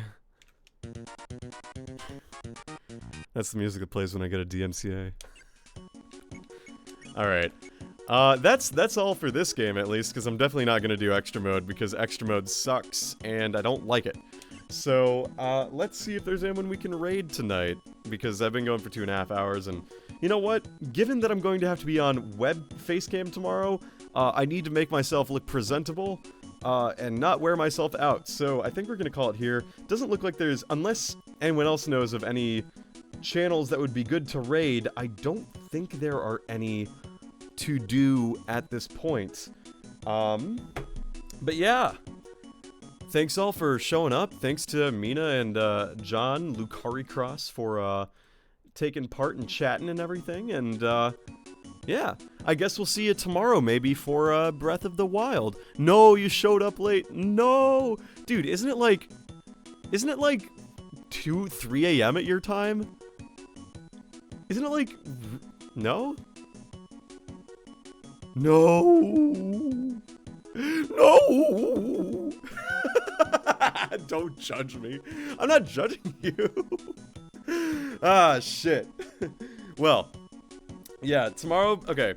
One of the things, too, I guess I can sort of randomly talk about this as well. I'll talk about this while I have sound test open, so I can just chat for a brief moment. Just a couple. Which was a good one? Actually, I like the rainbow. Yeah, I like this one. One of the things that I'm probably going to do in the near future is commission Travis for a weekly outlook on streaming, so that way I can effectively post a little picture on the one Twitter, and the Discords and everything with my general stream plan for the week, similar to how VTubers do or whatever, just for the sake that, like, you know, if you had a TV guide, for example, and you weren't sure what was going on, well, now you'd know. Of course, this was kind of an impromptu Sunday one, but I figured, you know, might as well. But yes, this week, there will be a Breath of the Wild on Monday, there will be Xenogears on Tuesday, and then, on Thursday, we will finally do what Alex has been, requesting for a while, that he actually donated for, in, shoot, he donated for me to play. So we'll be doing Ripened Tinkle's Balloon Adventure. I don't know what to make of it. It's gonna be on Thursday, and it's going to be beautiful. This is my end screen. This is the Breath of the Wild end screen, but fuck it, we'll roll with this. So yeah, that's gonna be the programming for this week, and then on Friday through Sunday, I will be away, again, on checking out places to live in Ann Arbor, because that's where I'm moving. And then, so I don't think you should expect any programming for Friday through Sunday, so it'll be Breath of the Wild, Xenogears, Ripe and Tingle, and then we won't have anything until the following Monday. Additionally, the stuff that I take part in with Travis for Ace Attorney will also be on delay just because me, and then the weekend after is, I believe, Memorial Day, or it's a weekend where Travis is busy, so that will not happen either. So we'll see what happens there, and yeah. Lastly, I will be deciding the weekends for the karaoke and PowerPoint presentation streams, respectively. So you can look for an announcement on that probably either tomorrow or Tuesday. I think that covers everything that I've got at this point. I am going to wrap it up here and go make some dinner where I too am going to roast some chicken and potatoes and broccoli, and it's going to be really good. Alright, thanks everyone for tuning in, and we'll see you tomorrow hopefully. Roast me, Daddy? No.